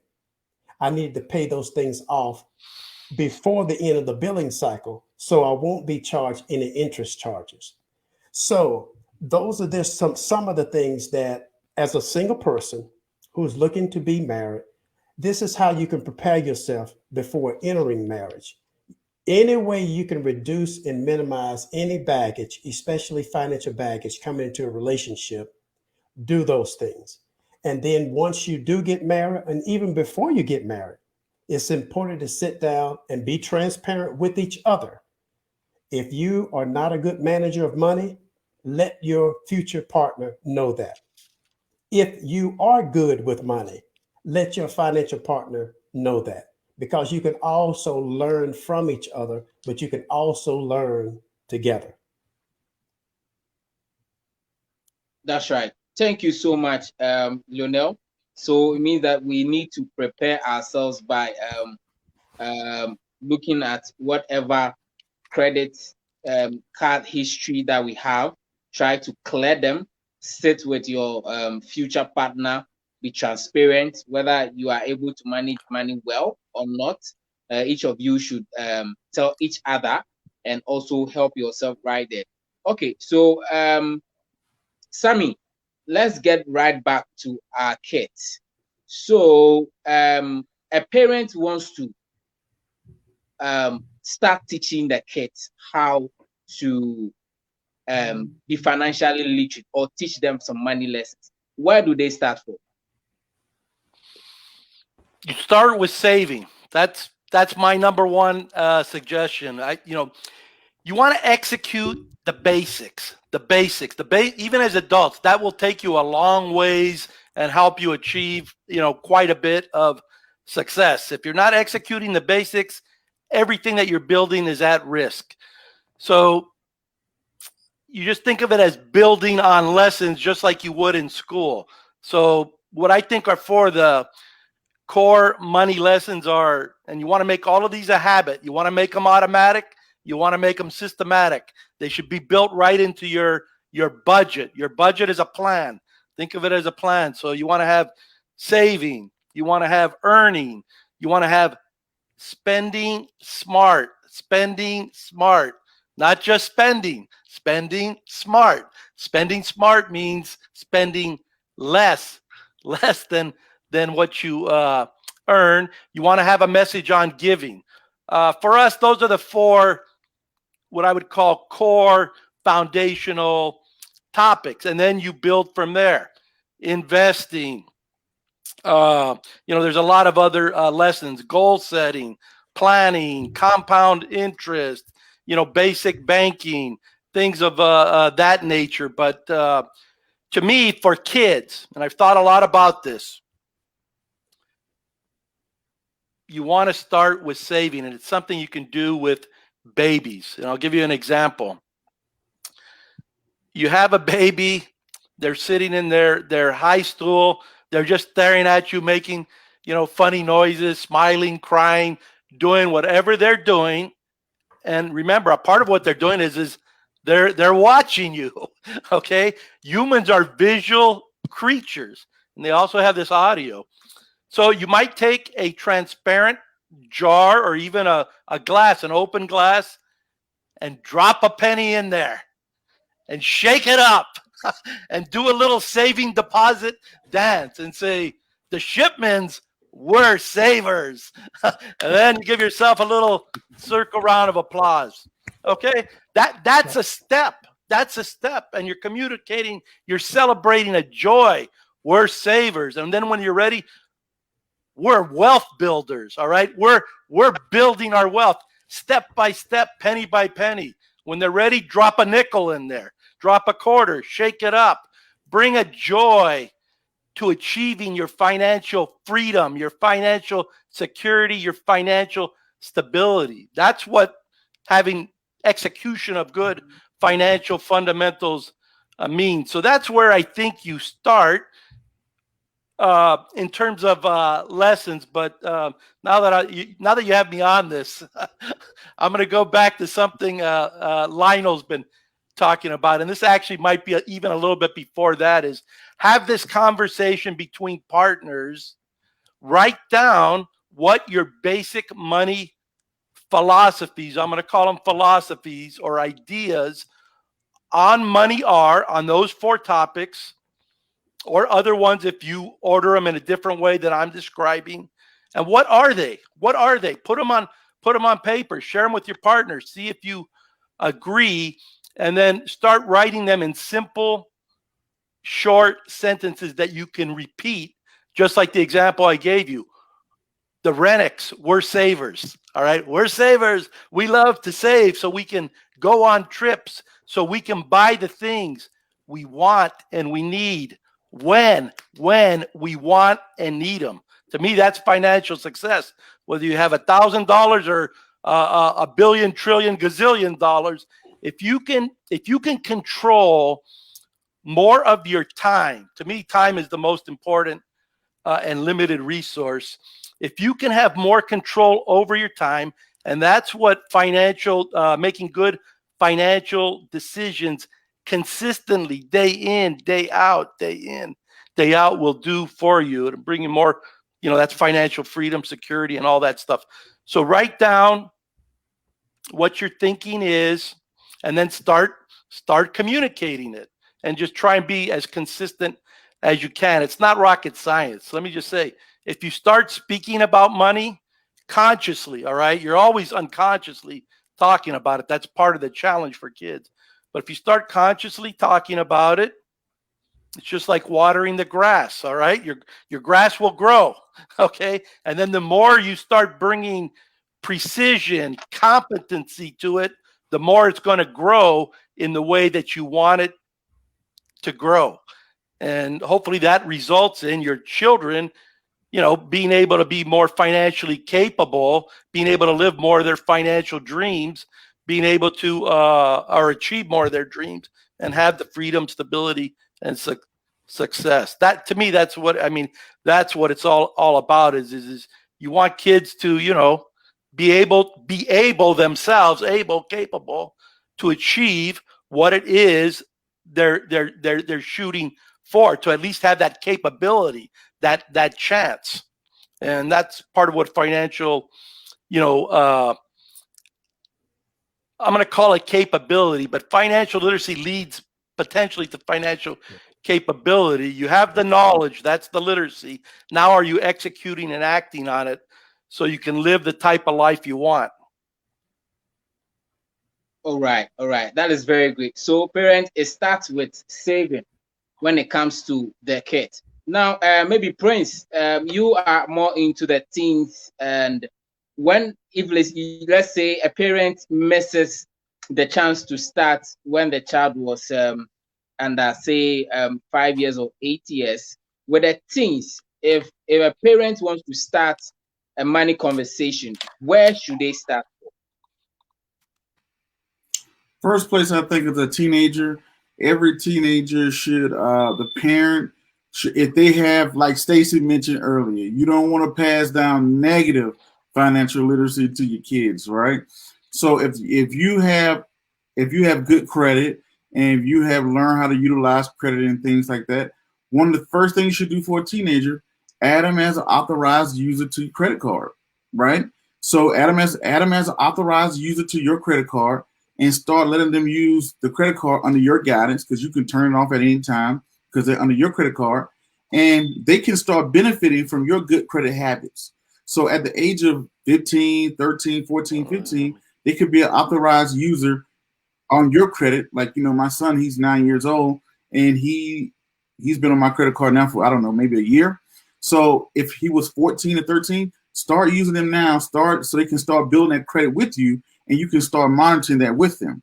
So if you haven't done that already, that's one way to teach them spending habits, because we already know the spending habits, you know, something I'm still working on at 36 or whatnot. But the spending habits is like the number one way that gets us into a lot of trouble, right? Number two, if you haven't done it already, every child, my belief, every child should at least have a custodian account. You know, a custodian account where they have a checking account, a savings account, and even an investment account. They made it so easy where this weekend you can sit down and create a custodian account or an investment account with the snap of a finger, right? So this should have an investment account. Every birthday, holiday, Christmas, you should buy them their favorite company, whether it's Uber, Apple, Facebook, or whatever the case may be, because buy them something that they can connect with. So like, hey, look, you're going to be a part owner of Coca-Cola. All kids know what Coca-Cola is, or Nike, or whatever, right? Something they can relate to, so you can get them in the habit of, oh, I'm investing. My money is going to investing. Because we all said it earlier about, Sheila said it earlier too, about inflation, how you have inflation, we have to get to investing. So the big thing is already start them on that credit journey, because we know when it comes down to getting in school, to getting that job you want, to getting that business loan, to getting that house you want, and even what Lionel said, getting married, right? You know, you got to have your credit together. So start that journey already as a teenager. Hey, look, boom, you already have a credit card. And now that you have a credit card and you're in my house, I can start to help you monitor that or whatever. Now, if you're not good with your credit, which a lot of us aren't, if you haven't mastered that, maybe you might have an uncle, maybe you might have your parents, or maybe you can seek out a financial professional, a credit financial counselor or something like that, to help you with, hey, can you teach my child good credit habits? Because I don't want them to run into the situations I ran into. My parents' advice on credit was stay away from credit cards. They're horrible. Don't touch them, whatever, right? And that's what I went off into the world doing. But as I got older, I realized, well, how am I going to build credit if I never use credit, right? So starting that conversation, the first thing is, if you have a teenager, they have wants now. Now they get into the position to where they may want certain shoes, they may want to go on certain trips, they may want certain hairstyles. This is the perfect time to add them as an authorized user on your credit card, because if you can tear something down, you can build it. So start add them as an authorized user on your credit card and say, hey, here you go. Here's a credit card. This is your budget. This is how you spend. This is how it works. All that good stuff like that. So with that, then number 2, they got to have an investment account. Teach them about their credit. When you're teaching them about credit, you help them build their credit and budgeting. Now you have to teach them, hey, no matter what you become in life, you're going to have to invest. You can't just save for the rest of your life. Saving is a great component. You got to have that emergency savings. You got to have savings for a rainy day. But once we have tackled that, you must go into investing. And in financial literacy is the only profession in the world where you have to educate before you can sell a product. When people go to get a haircut, you don't have to tell people, hey, this is why you should get a haircut, because you're going to look so much better. People already know that. When people go get an oil change, we already know I need an oil change. Or we go to the doctor, we already feel sick, we know we have to see the doctor. But in finances, we have to sit back and say, hey, listen, this is what insurance is.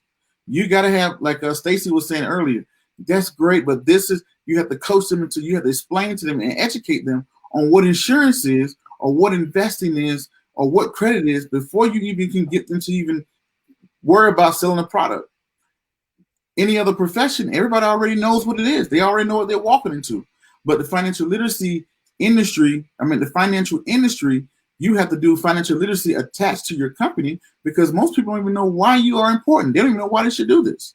So when you have a teenager, this is a golden opportunity and a time to start getting them with credit cards, because with the fintech industry, financial and technology industry, they're making spending easier and easier and easier, and it's becoming less. And when you hold cash, you have to pay for something in cash, you have an emotional connection of seeing your money go.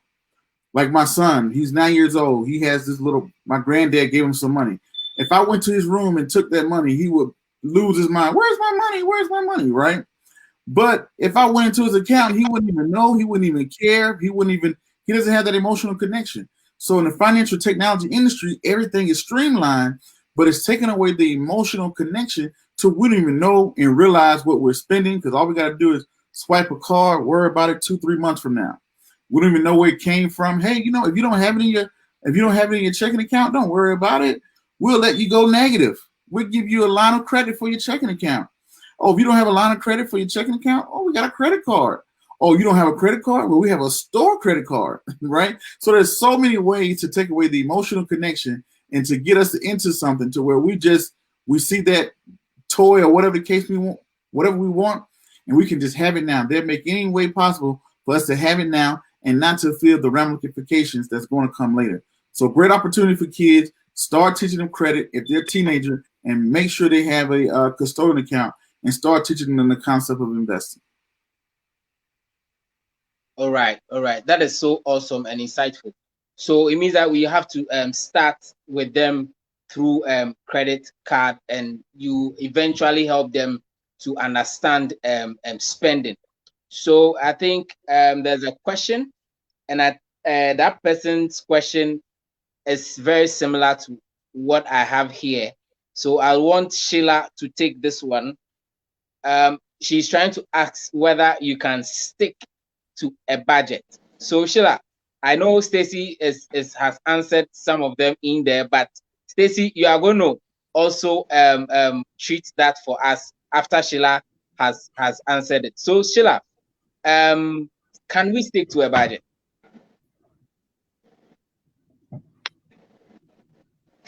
Absolutely, yes. With discipline, you can. But if you are starting out, one way to help you start to stick to your budget is having an extra amount aside from your budget, just to allow you do impulse buying. What I've seen with most people is that when they meet a financial advisor like us here, and we tell them to create a budget and they create one, and maybe it's their first time they're doing it, they end up falling out of the budgeting journey because they find it too hard or too strict. So it's important for you to set aside an allowance to allow you any time to do an impulse buying. We cannot say we will go to the shop and buy exactly everything. Sometimes you find something and you feel like, oh God, this is a good price and I've been wanting this thing. So if you have an allowance to do that, it helps you not to feel guilty and hate budget. Actually, one word that has been hated mostly in financial industry is budget.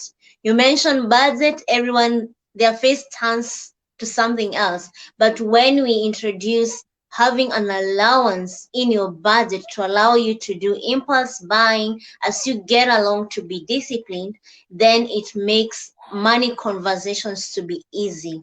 Another thing to help you stick to your budget, you need to have a financial accountability partner.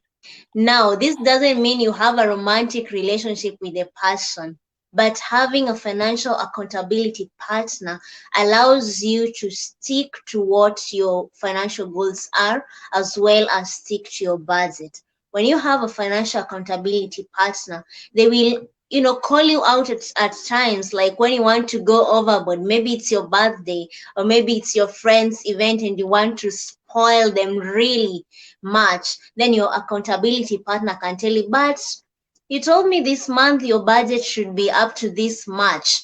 Why are you, then with an accountability partner, you are able to stick to what you've said or what you've indicated in your budget.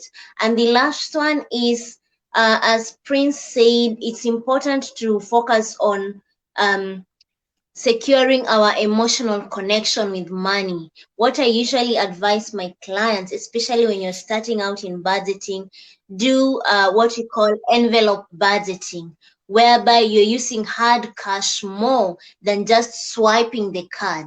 Swiping, you don't feel the pain, but when you're paying it with hard cash, you will be starting to calculate, why is this receipt going above what I saw on the price on the counter. So it's important to start with envelope budgeting, where you put money based on the expenses. You have an envelope for bills, envelope for saving, envelope for investing, so that you don't break the emotional connection.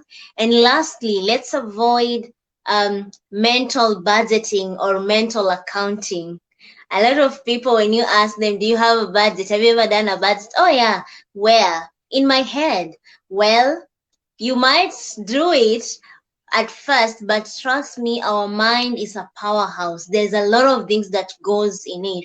So you cannot tell me right now you remember what you spent that $50 on 3 months ago. But if you have a spreadsheet, an Excel spreadsheet, you can easily refer and see 6 months ago, I was doing like this in my budget, but now I'm able to do this. So let's avoid mental budgeting. We are not robots, we are not superhumans. We tend to forget a lot, but if you have a physical or an e-budget, then you are able to track yourself. By doing those 5 things, I guess, you'll be able to stick to your budget and as well be able to enjoy life. Thank you. You're welcome. Thank you so much for these 5 PowerPoints. So, Stacey, you may want to take it from here. Yes, those are all great. I agree, Sheila. My concept is to have separate checking accounts. So you have a main account that your direct deposit will come into from your employer. And you also want to have some direct deposit set up with your employer to go to savings first. So you don't even see it. You don't need to physically yourself go, okay, I need to put 10% into the savings account and transfer it. It happens before you, like right when you get paid, and you don't even have to be part of it. So that's called paying yourself first and making sure that that is on track before you go and have your spending account. So I have a main account, and then the direct deposit comes in there and all the bills come out. And then I have a spending account where I put so much into that account, direct deposit, that that's the only one I use during the month. I don't use the bill account or the main one. And then it's very important to eliminate your debt, because the more you can put a little extra towards that and get that paid off, the more you'll have for spending or saving or investing. And I agree with Sheila with the extra little section or line item for spending on whatever you want. Say you like to go out to eat every week, once a week. Put that in your budget. You know, if you can afford it, if you're not going to spend more than what you earn, put those things that are important to you in your budget. It doesn't have to be a restriction. It doesn't have to be a negative controlled thing. You can put into your budget the things that you want to spend your money on. And then the emotional spending is what gets you off of your budget, right? Keeps you from staying on budget. So to counteract that emotional spending, one is to have that only little account, that one account that has the money in it to spend, but also to have that mindset in place and your why. So if you're sitting down with your spouse or your accountability partner and you say, I really want to build this savings, I really want to make a difference this year, and you write that down, then when you want to buy something, you have to remember that. You have to remember, nope, I'm not going to spend this extra money because I decided this year I'm going to get my savings on track. I'm going to have 3 to 6 months set aside. And that's more important than these pair of shoes or whatever thing that you thought you were going to buy. It's all about in your mind, really. Like she said, making sure you sit down once a month and meet with your family, making sure you know what's important to you. And we have a great program that helps people eliminate debt in less than 9 months, including their mortgage. So I'd be glad to talk to anybody about that to get that process going faster, because the faster you're not giving people money and interest on top of it, you're putting that money to your savings and earning interest. So it's like the opposite sides of the timetable. So budget is important. Good. And I do agree that it's Great. the basics, like Prince great. said. If you don't have those basics, or maybe it was Sam, if you don't have the basics in order, you're spending more than you're making, you don't have any kind of savings, then those things are the first things you need to do before you invest, I believe. Because if you decide you're going to start investing $50 a month, but then something comes up and you don't have those $50, then what are you going to do? Like, you need to have your debt a little bit less. You need to have some savings built up and then start doing the investing. Great. This was awesome. So we are going to come to debt, right? Very soon. Okay. But I want Lionel to tell us, how can the couple continue to be on the right path when it comes to financial success?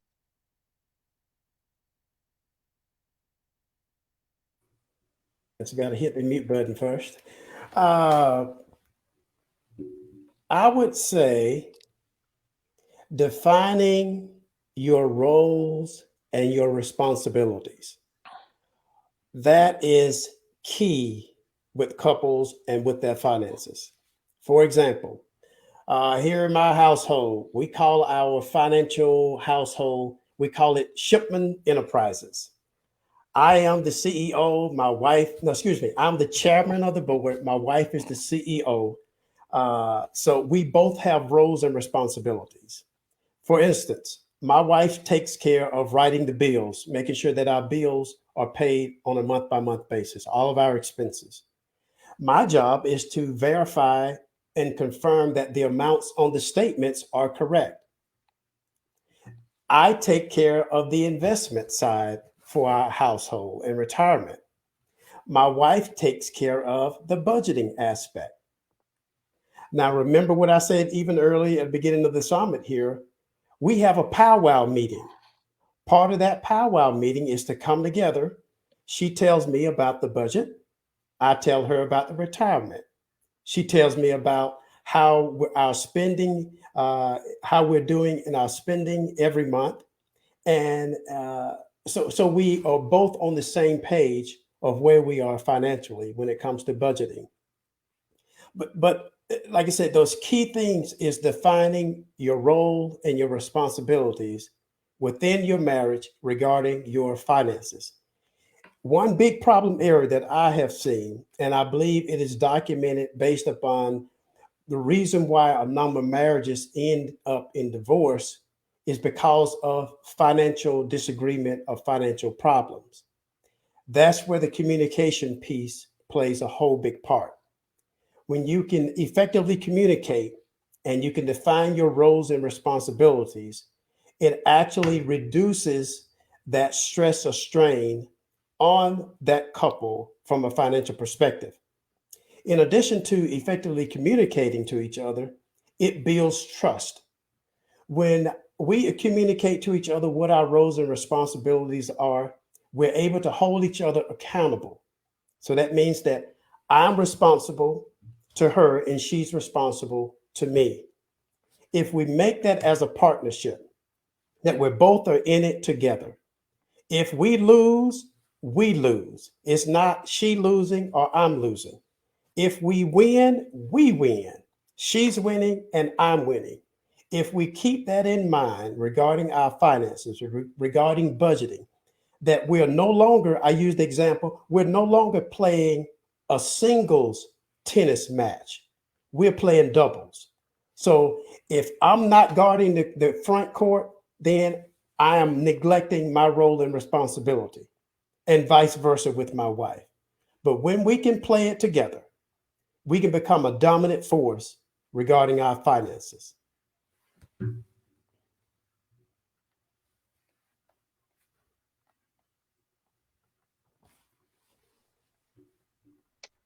Yeah, I think that's very profound. Defining your roles and responsibility would definitely bring understanding between you, and you know what you are doing. So if you don't do it right, you are able to call to order and then answer why it was not done, so that you all move ahead, right? So let's come to debt. Let's come to debt. So Stacey, you were mentioning how you can help people to pay down their debts very quickly in a space of 9 months, if I heard you right. If I heard you right. So 9 years. let me ask. Let me ask. Is debt good or is bad? I don't think it's good or bad. I mean, it depends on how you use it. If you're using debt, for a college education, that's a little different than for a car, although a car is an asset. But to me, I like to have no debt because, like I stated before, you're spending money you don't have, first of all, and above your means, and then you're paying interest on all of that. So that could be going towards investments or savings or something that you want or desire, a vacation. And with investments and savings, you're earning interest. So it's the opposite kind of wealth building. And I said 9 years or less, including your mortgage. And we use a whole life insurance policy with a cash value to do that. So if you're paying any extra on your debt, towards your debt, which is awesome, to get it paid off, but the interest rate is so high that it's hard to catch up because a lot of that extra is just going to the interest and not to the principal. So with our program, as in with any insurance, whole life insurance project, your contract, you're getting an exact interest rate that you're earning on every month that you make that premium. And then you can use that cash value to take it out and pay towards your debt in a lump sum. So that's kind of how our program works. I also wanted to say, to piggyback on what Lionel was saying about meeting and understanding and being responsible to each other, I think it's important that both partners understand what's going on with the money and what they're signing, and that where the mortgage paperwork is, where the life insurance paperwork is, because if one person passes away or happens to get a divorce, you need to know all that stuff and not just keep depending on the other person to take care of everything for you.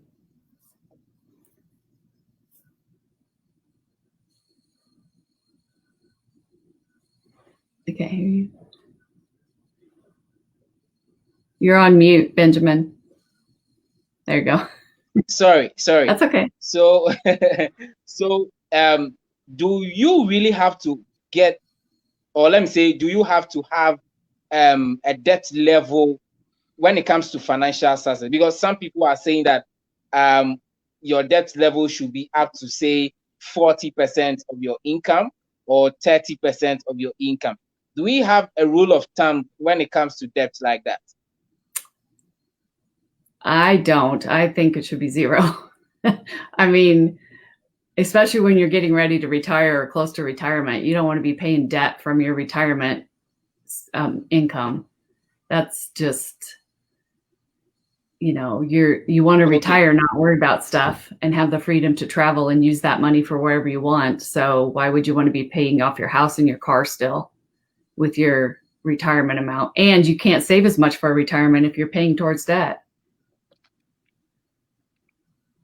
Okay, that's a good one. So it means that debt should be actually zero, especially when you are heading for retirement.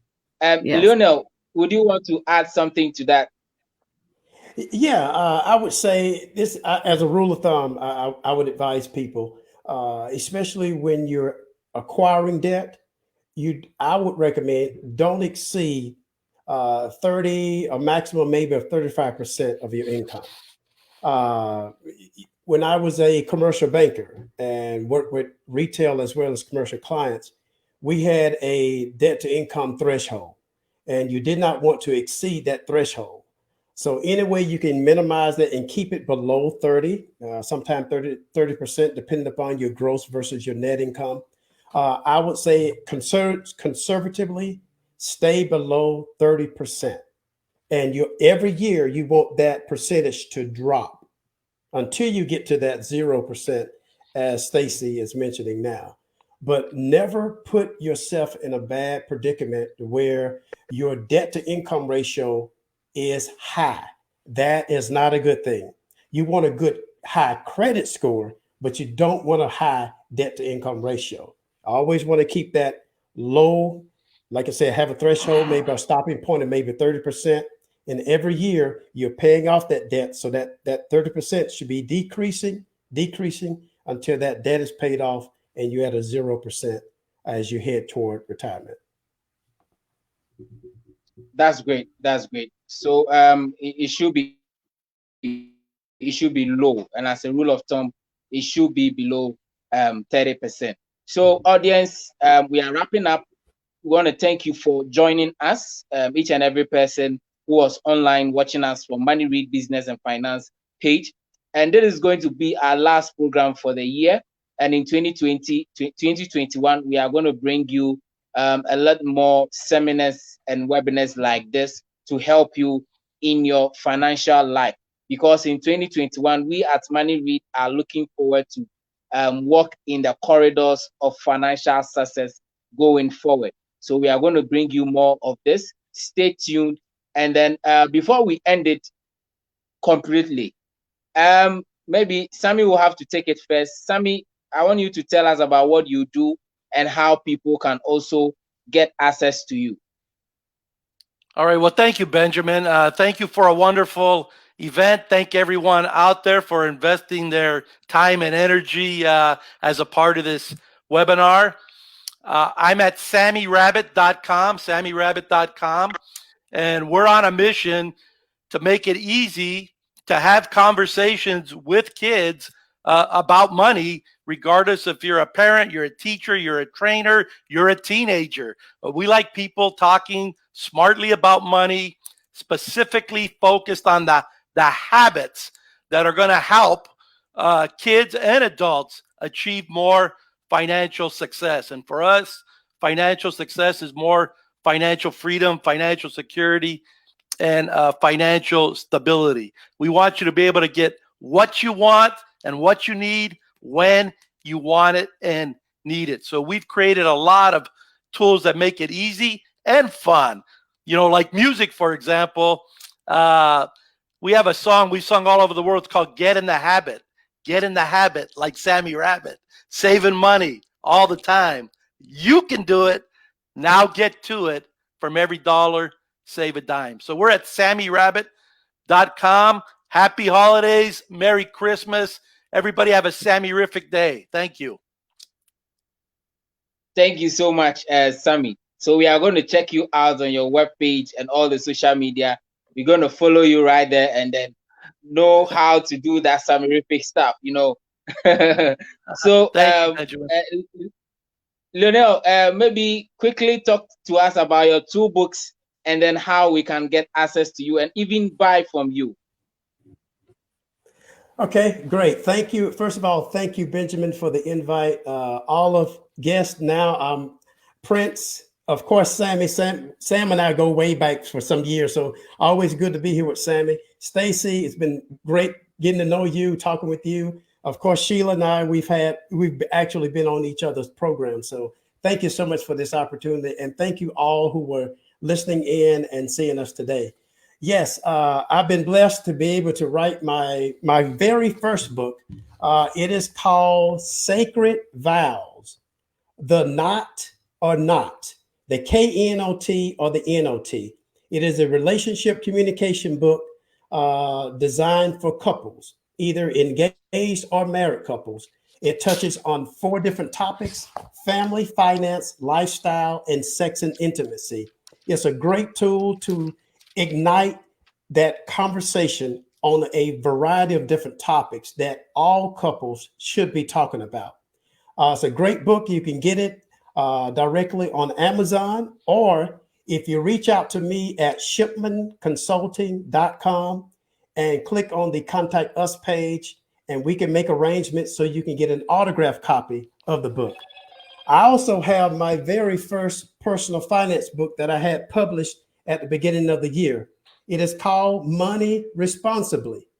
We need to make sure that we are responding absolutely. Let me rephrase this. We need to make sure that we are giving responsibly, we are investing responsibly, we're budgeting responsibly. So in a nutshell, we have to money responsibly.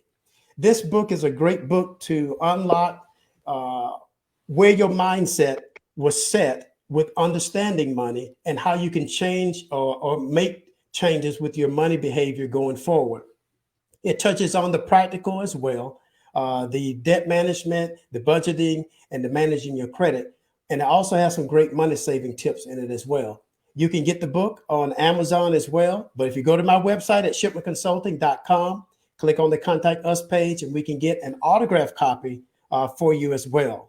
I also want to make mention as well, Benjamin, I have a financial radio show as well every Tuesday night at 8:30 p.m. Eastern Standard Time called the Lionel Shipman Shape Your Finances Show.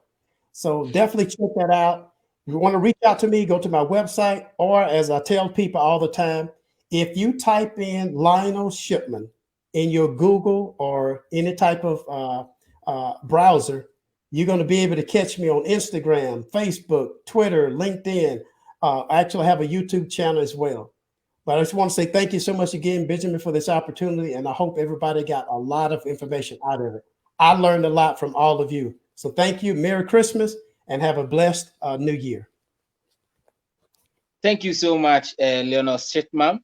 So shipmanconsulting.com is where you need to go contact Lionel. If you want the books, you can contact him through there. And Lionel, do you ship outside the USA? Yes, I can. Yes, I can. Yes, I can. Okay. Okay. So those of us in Africa, we can also get in contact with Lionel to get some of his books and read and practice. So Sheila, you may want to also come in and tell us a little about what you do and then how people can get to you. Thank you so much for the opportunity, Benjamin. As we end up the summit, one thing I would like our audience to always remember is that money is a tool that can help or hurt you. We've discussed here on various ways you can make your money to help you rather than hurting you, because already it has hurt most of us.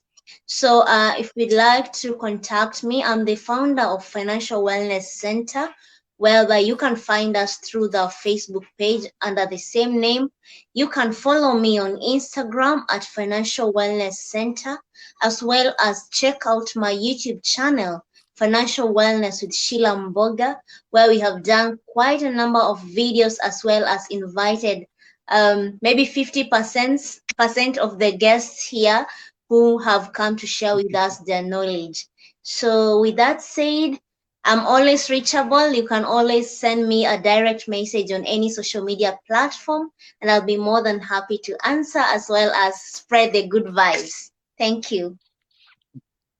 That's great. That's great. Thank you so much for making time for us on this summit. So, Prince, you may also want to tell us how we can get to you and tell us more about the Global Children Financial Literacy Organization.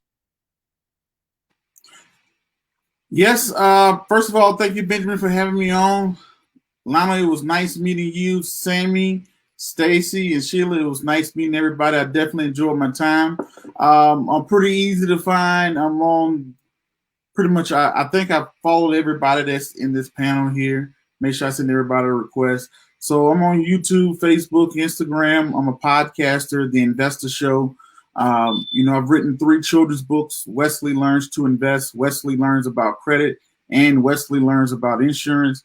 And for people that don't know, Wesley is my 9-year-old son. So we have children's books on investing, credit, and insurance. So, we've always kind of been doing that. Now we put out one every 2 years. Our last one came out last year with NFL Hall of Famer Terrell Davis. And all the books was stamped by Warren Buffett. He invited me up to his office last year and told me he liked the books and stuff like that. So, yeah, so those are out there. Wesley Learns. There's hardcover, paperback, ebooks, audio, and there's even a little cartoon floating around too. So you can check that out. It's on YouTube. We're on Facebook, Instagram, Twitter, podcasts. You can just type in the name Prince Dykes into Google and see a goofy guy like me that looks, you probably see him a couple places or whatnot. But yeah, that's pretty easy to find. Thank you for having me on, and I definitely appreciate it. Thank you also, Prince Dykes, for making time for us. We are so grateful, and we look forward to more collaborations. Prince, Lionel, Sheila, and Sammy. We look forward to more collaboration. We at Moneyread, we are also interested more in wherever the niche you have. The financial literacy space is broad. Everybody has a particular niche. So we are interested in every niche that people will have to benefit. So we'll be looking forward next year to collaborate more with you and then have things coming in for people. So Stacey, you're going to give it to us last. Okay. One thing I just want to leave everyone with is that we all want you to take care of your money. And no matter what age, if you've never done anything with your money or you're thinking about it, it's never too late to start, no matter how old you are, and start teaching your children and grandchildren about money so that they have the best possible life financially for themselves. And if we all just keep working on this and passing on financial literacy, I think that's so important. My company is called Wealth and Women, and I help women to get their money organized and on track, to pay off debt and start building that savings and wealth, and then also to have money confidence so that they feel like they understand their mortgage, their investments, their life insurance policies, and they feel confident to talk to an investment advisor, an insurance provider, a car salesman, a mortgage provider, so that they don't, if they're single or divorced or widowed, that they have that confidence to do those things themselves, and they're not relying on somebody else to take care of their money. They're actually knowing what's going on with their money, giving their money a job, and also learning about their mindset. So they're not emotional spending. They're not getting off their budget. They're staying on track and being responsible with it. I just had a webinar on Thursday all about money mindset, which will be available on my website within the next week for people to view. I'm also having a course, a 2-day course in January that's called Female Wealth Sufficiency. So it's kind of covering all those things I just spoke about. And then I also do one-on-one coaching for women. And my Facebook and Instagram page is Wealth and Women Co. So CO at the end. And then I'm also on LinkedIn and just starting a YouTube channel. My website is wealthandwomen.net. Thank you so much for bringing me on and inviting me to share my wisdom. And I learned so much from everyone. And I hope everyone has a great holiday and Happy New Year. That's great. Thank you so much, Stacey. Thank you all for joining us, our awesome audience. We are so grateful that you joined. And as we said, this is the last program for the year, but we are going to see you next year. We have so much great stuff in store for you. So be sure to follow us on Facebook, Moneyread Business and Finance Summit, and you are going to get all our great stuff that we share all around. It's all about financial literacy. We want to end the financial illiteracy and end poverty so that we can be able to stand any kind of financial crisis moving forward in life. So speakers, we are very, very, very grateful. We wish you all the best in the coming year. And then we say, have a prosperous new year. So see you on the other side of 2021. Bye-bye. Bye. Bye-bye. Take care, everyone. All right.